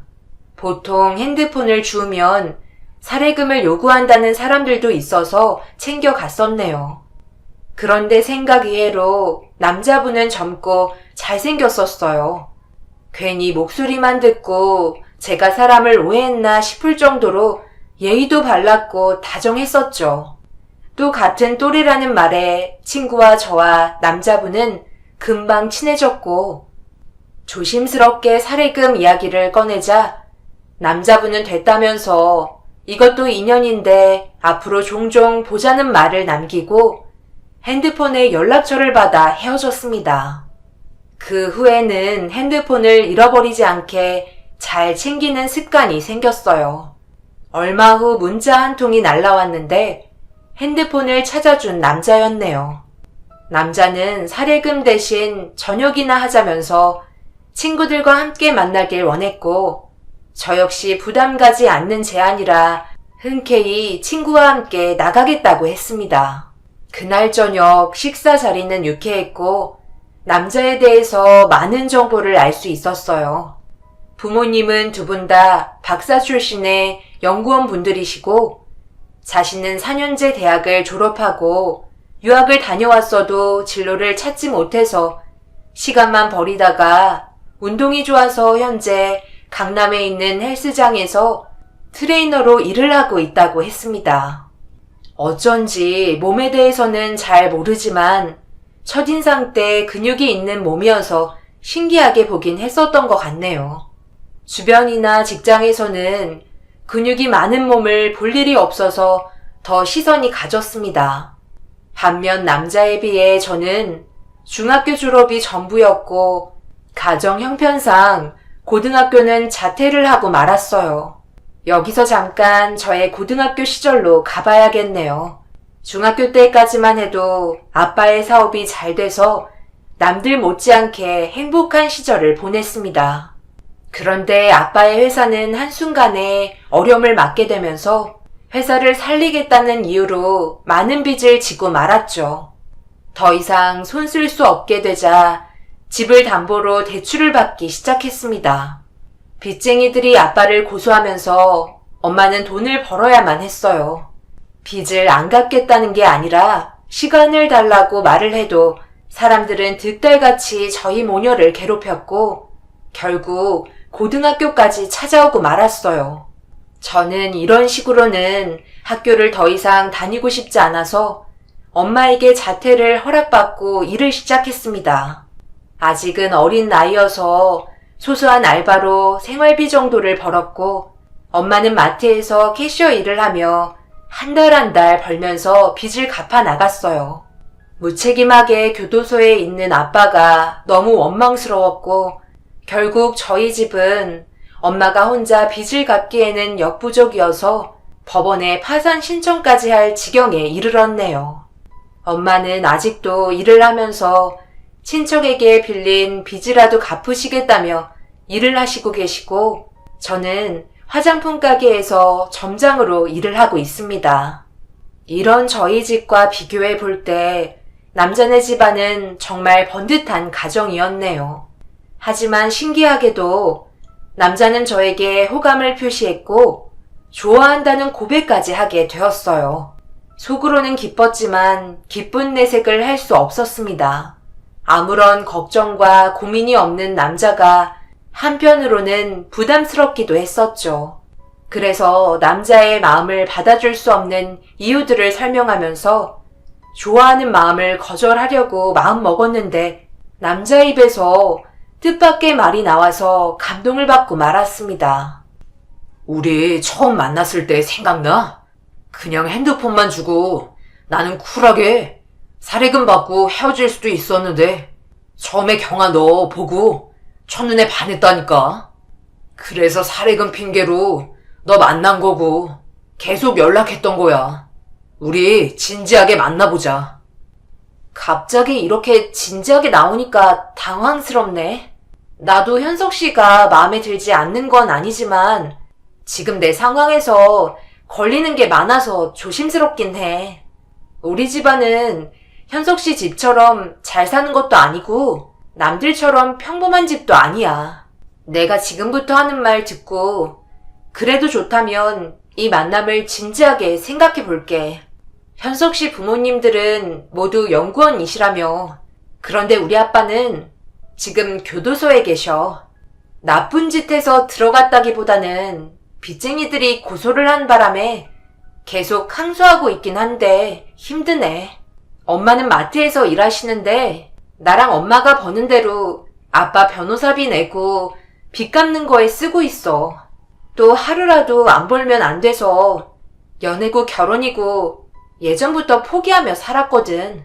그런데 현석 씨가 이렇게 진지하게 나온다니까 나도 고민이 많이 되긴 해. 어느 정도 눈치는 채고 있었어. 그럼 주말에도 정말 알바하는 거였어?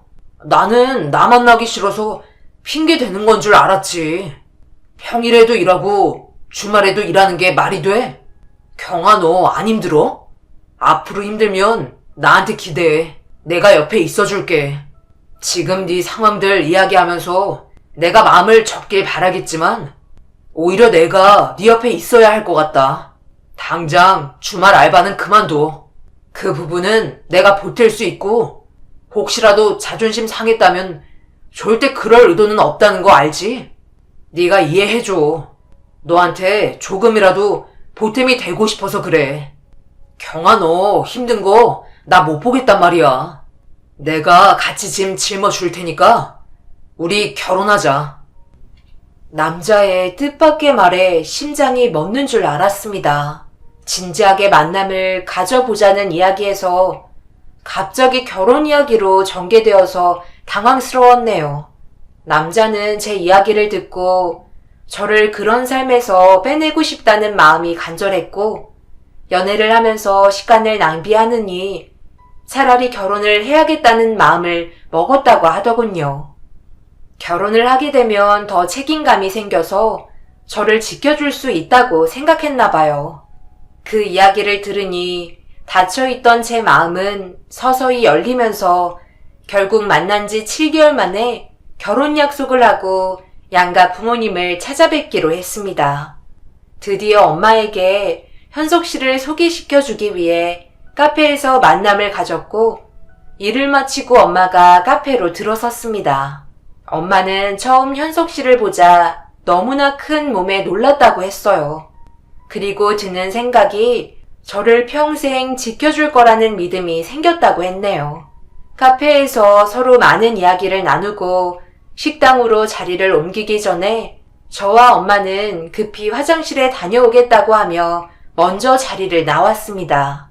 그런데 먼저 나와 있어도 될 시간이 한참이나 지났는데도 카페 앞에 현석 씨가 나오지 않았고 무슨 일인가 싶어 엄마를 잠시 카페 앞에 세워놓고 다시 안으로 들어갔어요.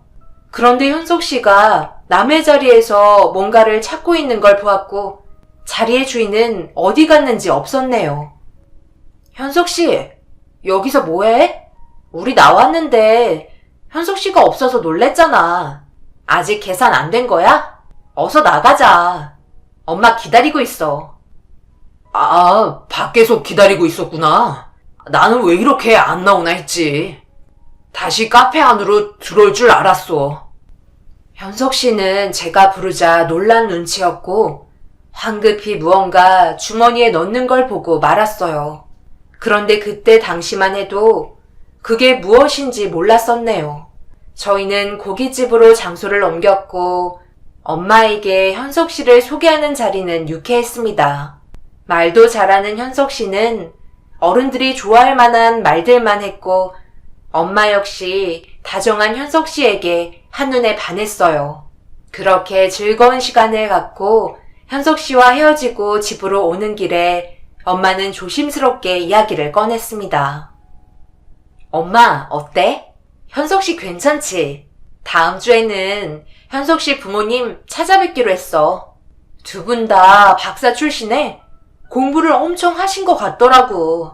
그런데 현석 씨한테 공부하라고 하지 않고 그냥 하고 싶은 거 하게끔 놔두면서 본인이 원하는 일을 하는 게 더 중요하다고 가르치셨대. 나라면 내 자식이 좋아하는 일보다는 취직해서 어엿한 직장 다니는 게 좋을 것 같은데 역시 있는 집안은 확실히 여유로운 것 같아. 현석 씨를 봐도 알잖아. 고생 안 한 게 딱 티가 나.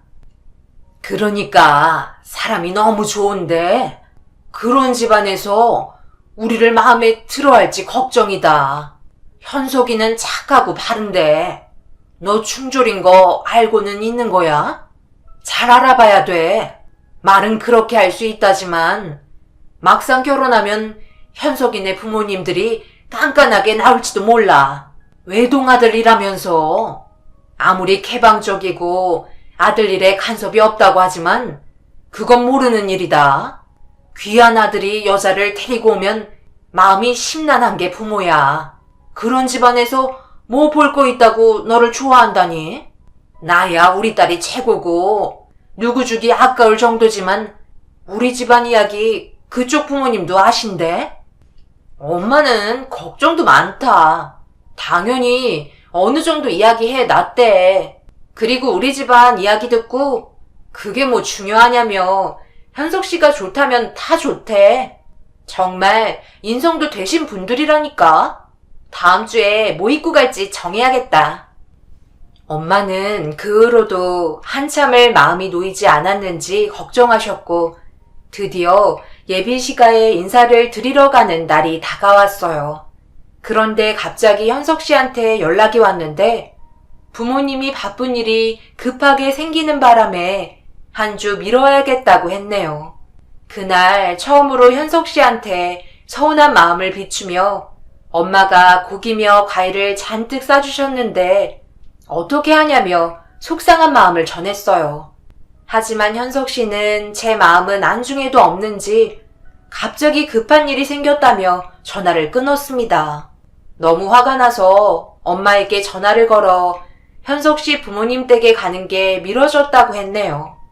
엄마도 당황해하는 눈치였고 기껏 밤새서 준비한 음식들이 아까워 걱정이 이만저만 아니었습니다. 엄마, 다음 주에 인사 가야 할 것 같아. 현석 씨 부모님이 오늘 급하게 일이 생겼다시네. 엄마가 싸준 음식들 어쩌지? 어젯밤에 한숨도 못 자고 만든 거잖아. 미안해. 갑자기 이렇게 일이 되어버려서 현석 씨도 많이 미안해하고 있어. 네가 미안할 게 뭐 있어. 걱정하고 그럴 일은 아니라니 다행이지만 음식이 현석이네 부모님한테 안 맞을까봐 걱정했는데 잘 됐지 뭐. 더 연구해서 다음 주에 맛있게 해서 보낼 테니까 그 음식은 엄마 봉사 다니는 보육원 알지? 거기에 갖다 주고 와. 엄마가 원장님께 전화해 놓을게. 그리고 음식만 달랑 갖다 주고 오지 말고 원장님께 인사도 하고 도울 일 없냐고 물어보고 엄마가 너 일 좀 시키라고 신신당부할 거니까 매정하게 그냥 오지 마. 알겠지? 엄마는 밤새도록 정성스럽게 준비한 음식들을 못 먹게 되자 어떻게 할 수 없어서 가끔 봉사하러 다니시는 보육원에 음식을 갖다 주라고 했습니다. 엄마는 시간이 날 때 종종 보육원에서 봉사를 하면서 아이들을 돌봐주고 계셨고 저는 가끔 짐이 많거나 일손이 부족하다고 하면 몇 번 들린 적이 있었네요.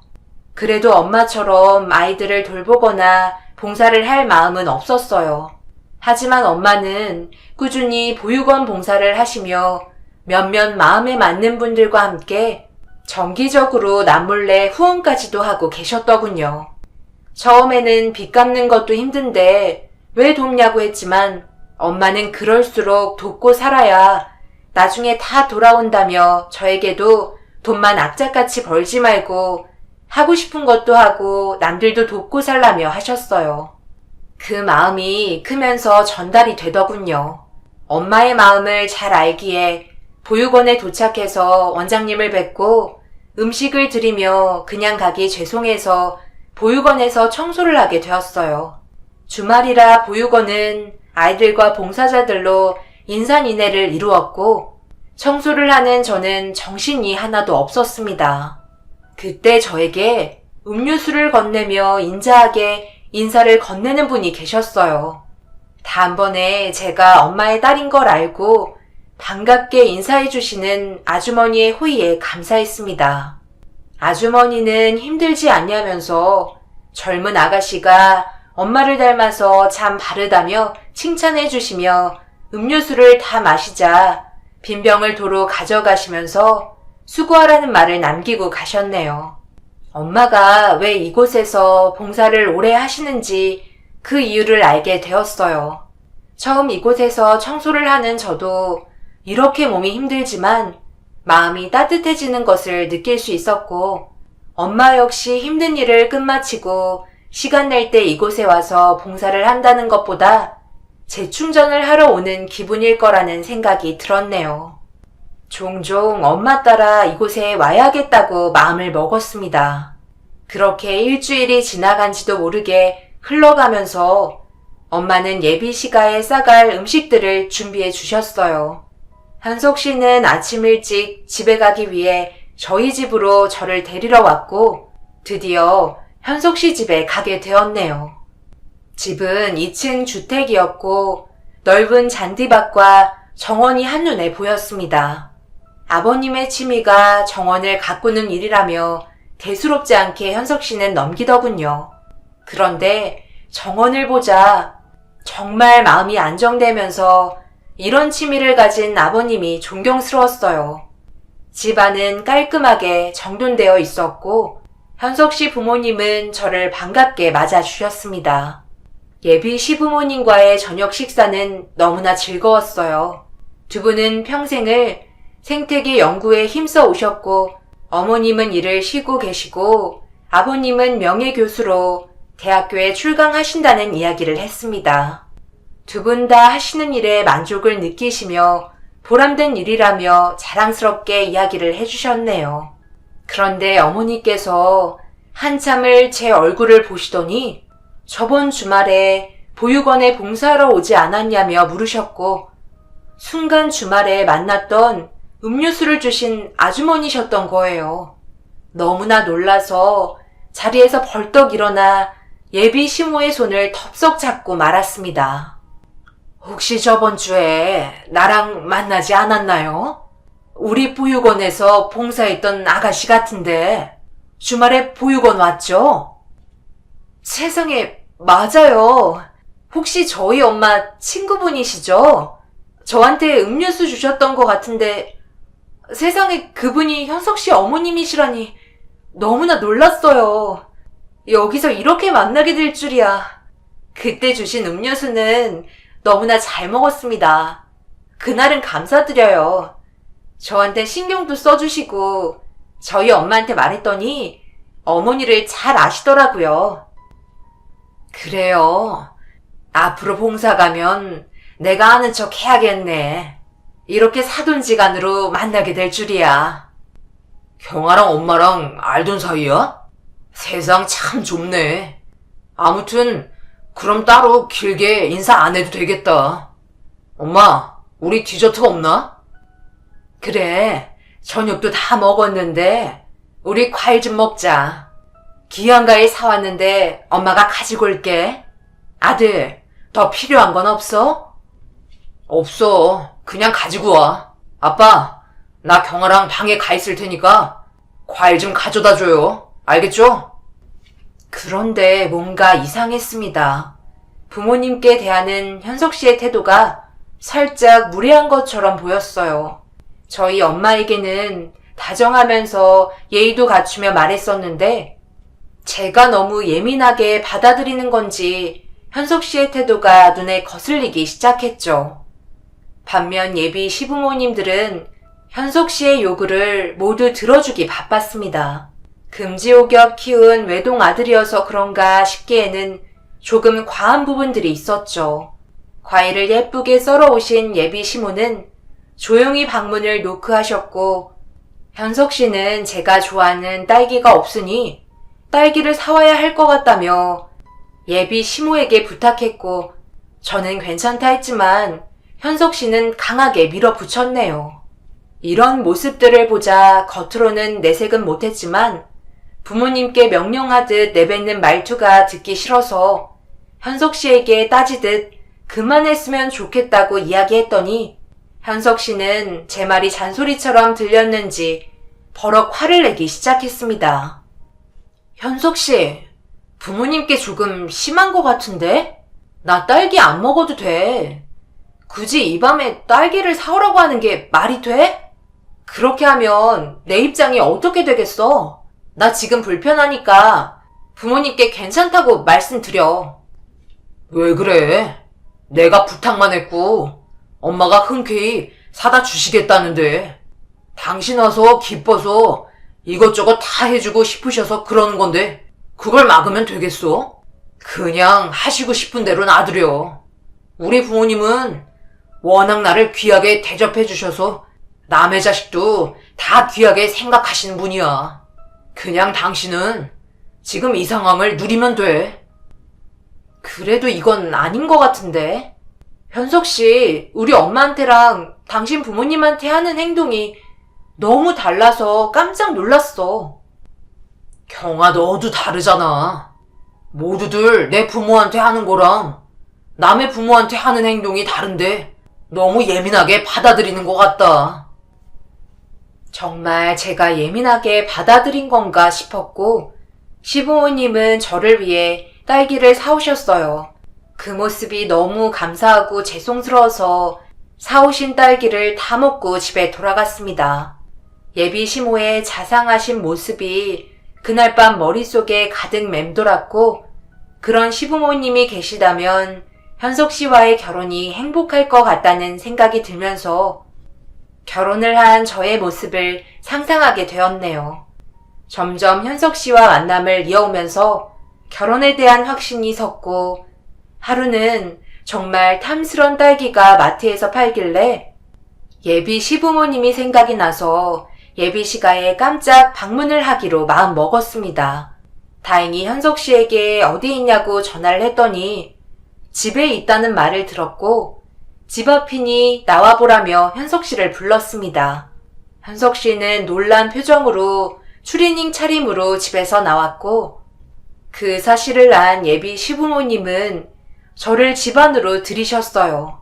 제가 딸기가 너무 좋은 것 같아서 시부모님 생각이 나서 사왔다는 말에 놀랍게도 예비 시모는 제 앞에서 눈물을 흘리셨고 예비 시부는 저의 손을 잡으며 감사하다고 말해 주셨네요. 정말 별것도 아닌 일에 감동을 받으신 두 분의 모습을 보자 제가 괜히 죄송스럽고 앞으로 예비 시부모님께 잘해야겠다는 마음이 들었어요. 저는 딸기를 씻어 오겠다며 부엌으로 갔고 과일을 씻기 위해 소쿠리를 찾으려고 부엌 찬장을 열어보았습니다.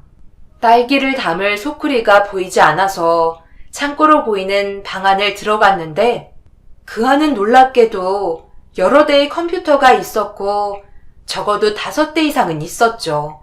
자세히 보니 제가 들어온 곳은 방음 부스였는데 노래방이나 악기를 연주하기 위해 설치하는 방음이 잘 되는 부스였던 거였습니다. 이런 게 현석 씨 집안에 있는 줄 몰랐었고 왜 이런 게 있는지 의아해했네요. 혹시나 현석 씨에게 게임을 하는 취미가 있는지 생각했습니다. 아는 후배 중에 게임을 프로그래밍하며 만드는 직업을 가진 후배가 있는데 워낙 재능이 많은 현석 씨라서 게임 쪽에도 관심이 있는 건지 새삼 놀랐네요. 부스 안을 천천히 둘러보는데 여러 대의 컴퓨터 화면에는 알 수 없는 영어로 돼 있는 화면이 보였고 한쪽 테이블에는 꽤 많은 스마트폰이 올려져 있었습니다. 도대체 이게 무슨 상황인 건지 감을 잡을 수 없어서 방음 부스 안을 나가려던 찰나에 예비 시모와 현석 씨가 부엌 쪽에서 방음 부스 쪽으로 다가오는 소리가 들렸고 순간 저는 몸을 숨겨 책상 밑으로 숨고 의자로 앞을 가리게 되었어요. 예비 시모와 현석 씨는 큰 소리로 다투는 것 같았고 두 사람의 말에 숨을 멈추며 입을 닫고 조용히 듣게 되었습니다. 말을 끝까지 다 듣고 제 몸은 온몸에 소름이 돋고 말았네요. 경아는 화장실 갔나? 여기서 이러지 말고 방음 부스 안에서 이야기하자. 행여나 경아가 듣게 되면 큰일이야. 우리 일 그만두자, 현석아. 경아는 도저히 안 되겠어.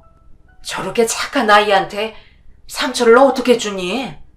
그리고 내가 그의 엄마를 너무 잘 알아. 없는 살림에도 봉사하면서 얼마나 착실하게 잘 사는 집안인데 우리가 이런 짓을 한다면 분명 앞으로 세상 살기 힘들 거다. 너 경아는 절대 건드리지 마. 엄마랑 아빠는 이번 일은 못 도와주겠다. 그리고 이참에 이 일에 손 떼고. 아 진짜 왜 그래? 일 한두 번 해? 그냥 예전처럼 해요. 언제부터 두 분이 고기하셨다고 그래요? 연구원 하시는 거 얼마 되지도 않다면서 이 일 좋다고 하셨잖아요. 그럼 그냥 예전처럼 저만 믿고 오세요. 그래도 이건 아닌 것 같다. 요즘은 신용을 잃게 되면 한순간에 인생 망가지는데 경아 같은 착한 아이한테 어떻게 우리가 그런 짓을 하니? 현석아, 이번만큼은 네가 엄마 아빠 말 좀 들었으면 좋겠다. 아무리 우리가 자식을 잘못 키워서 이런 꼴이 됐다지만 경아는 건드리고 싶지 않아. 아니면 마음 잡고 경아랑 결혼하던지.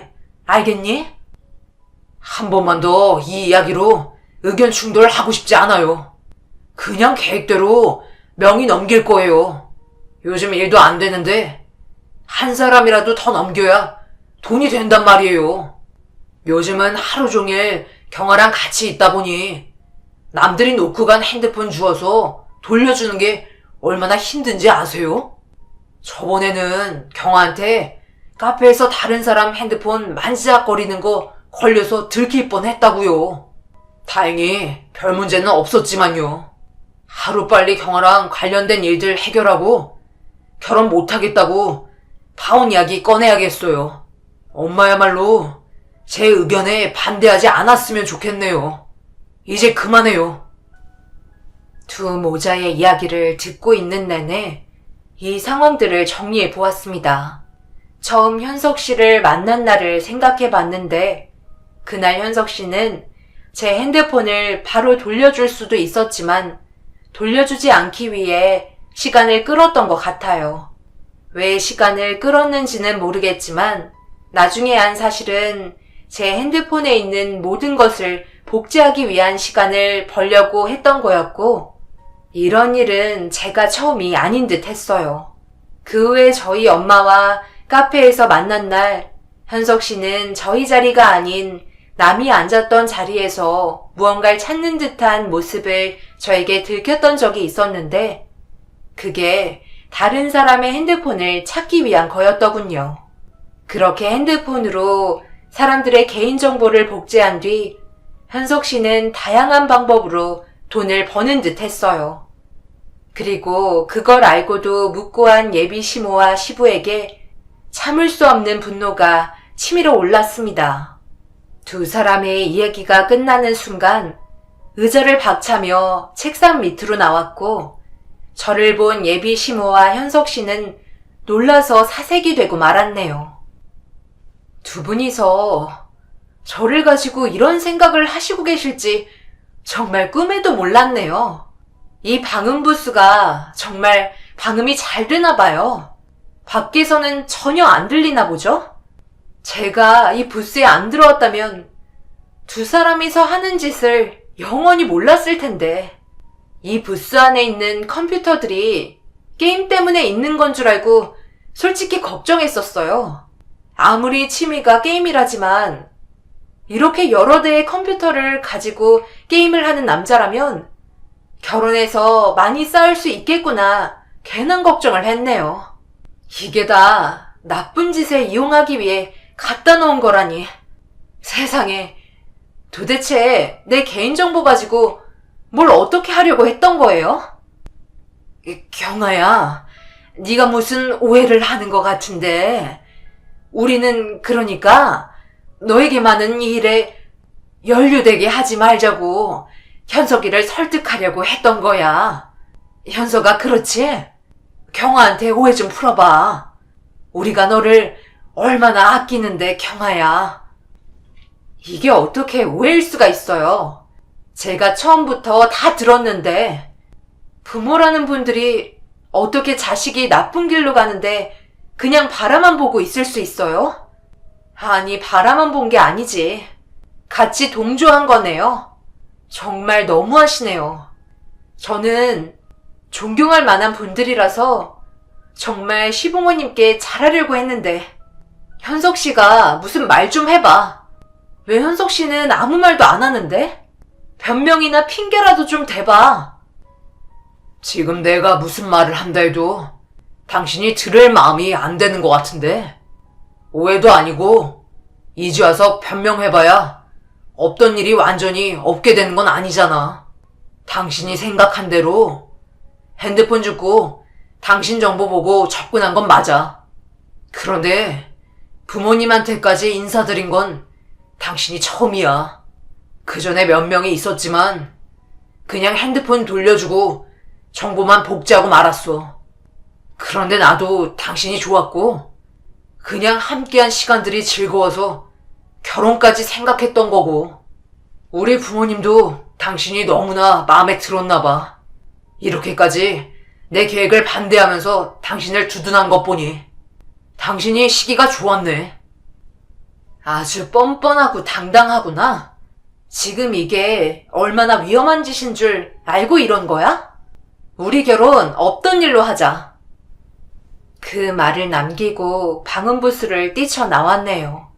다음날 경찰서로 가서 제 개인정보가 다른 곳에서 나쁘게 사용될 수도 있을 것 같다며 현석 씨와 있었던 일들을 말했고, 충분한 정황이 설득력 있게 들렸는지 경찰은 접수를 받은 뒤 조사에 들어갔습니다. 그렇게 며칠 뒤 담당 형사에게 연락이 왔고, 몇 번 경찰서에 찾아가며 저와 같은 피해자들을 만날 수 있었어요. 결국 현석 씨는 법의 심판을 받게 되면서 예비 시부모님이 될 뻔한 사람들은 벌금을 묻게 되었습니다. 경찰은 현석 씨가 제 개인정보와 신용정보를 해외에 넘기고 수수료를 받는 일을 했다며, 많은 정보를 받을수록 금액은 더 높게 받을 수 있었다고 해요. 만약에 제가 방음부스에 들어가지 않았고 두 사람의 이야기를 듣지 못했더라면 제 정보는 해외 어디선가 통장으로 악용될 수도 있었던 거죠. 생각할수록 소름이 돋았고 가뜩이나 열심히 살려는 저에게 왜 이런 일이 생겨났는지 정말 눈물로 밤을 지새운 적이 많았습니다. 현석 씨는 부모님을 통해 저에게 선처를 해달라며 편지를 보냈었는데 편지 내용에는 정말로 저를 사랑한다며 다른 사람들한테는 느껴보지 못한 감정이었다며 용서를 구하는 편지를 보냈더군요. 너무 아무렇지 않게 용서를 구하는 현석 씨가 미웠고 저는 아직도 그때의 상처 때문에 사람 만나는 게 무서워 후유증으로 다가와 쉽게 사람을 믿지 못하게 되었는데 이 모든 상황들을 누구한테 따져 물어야 할까요? 이제는 사람들의 친절한 호의도 무턱대고 의심부터 하게 돼버렸는데 말이죠. 머리로는 아무리 나쁜 사람들이 있어도 아직은 착한 사람들이 더 많다고 생각하지만 쉽게 상처받은 제 마음은 치유받기 힘드네요. 그래도 이 일을 겪고 현재는 6개월 정도가 흘러서 예전보다는 많이 바뀐 제 모습을 볼 수 있지만 앞으로 저와 같이 당하시는 사람들이 없기를 바라며 이 사연을 용기 내어 올립니다. 저도 이번 계기로 안 좋았던 기억은 다 잊고 새 출발하는 마음으로 일어나 보려 해요. 많은 응원 부탁드립니다. 긴 사연 읽어주셔서 감사합니다.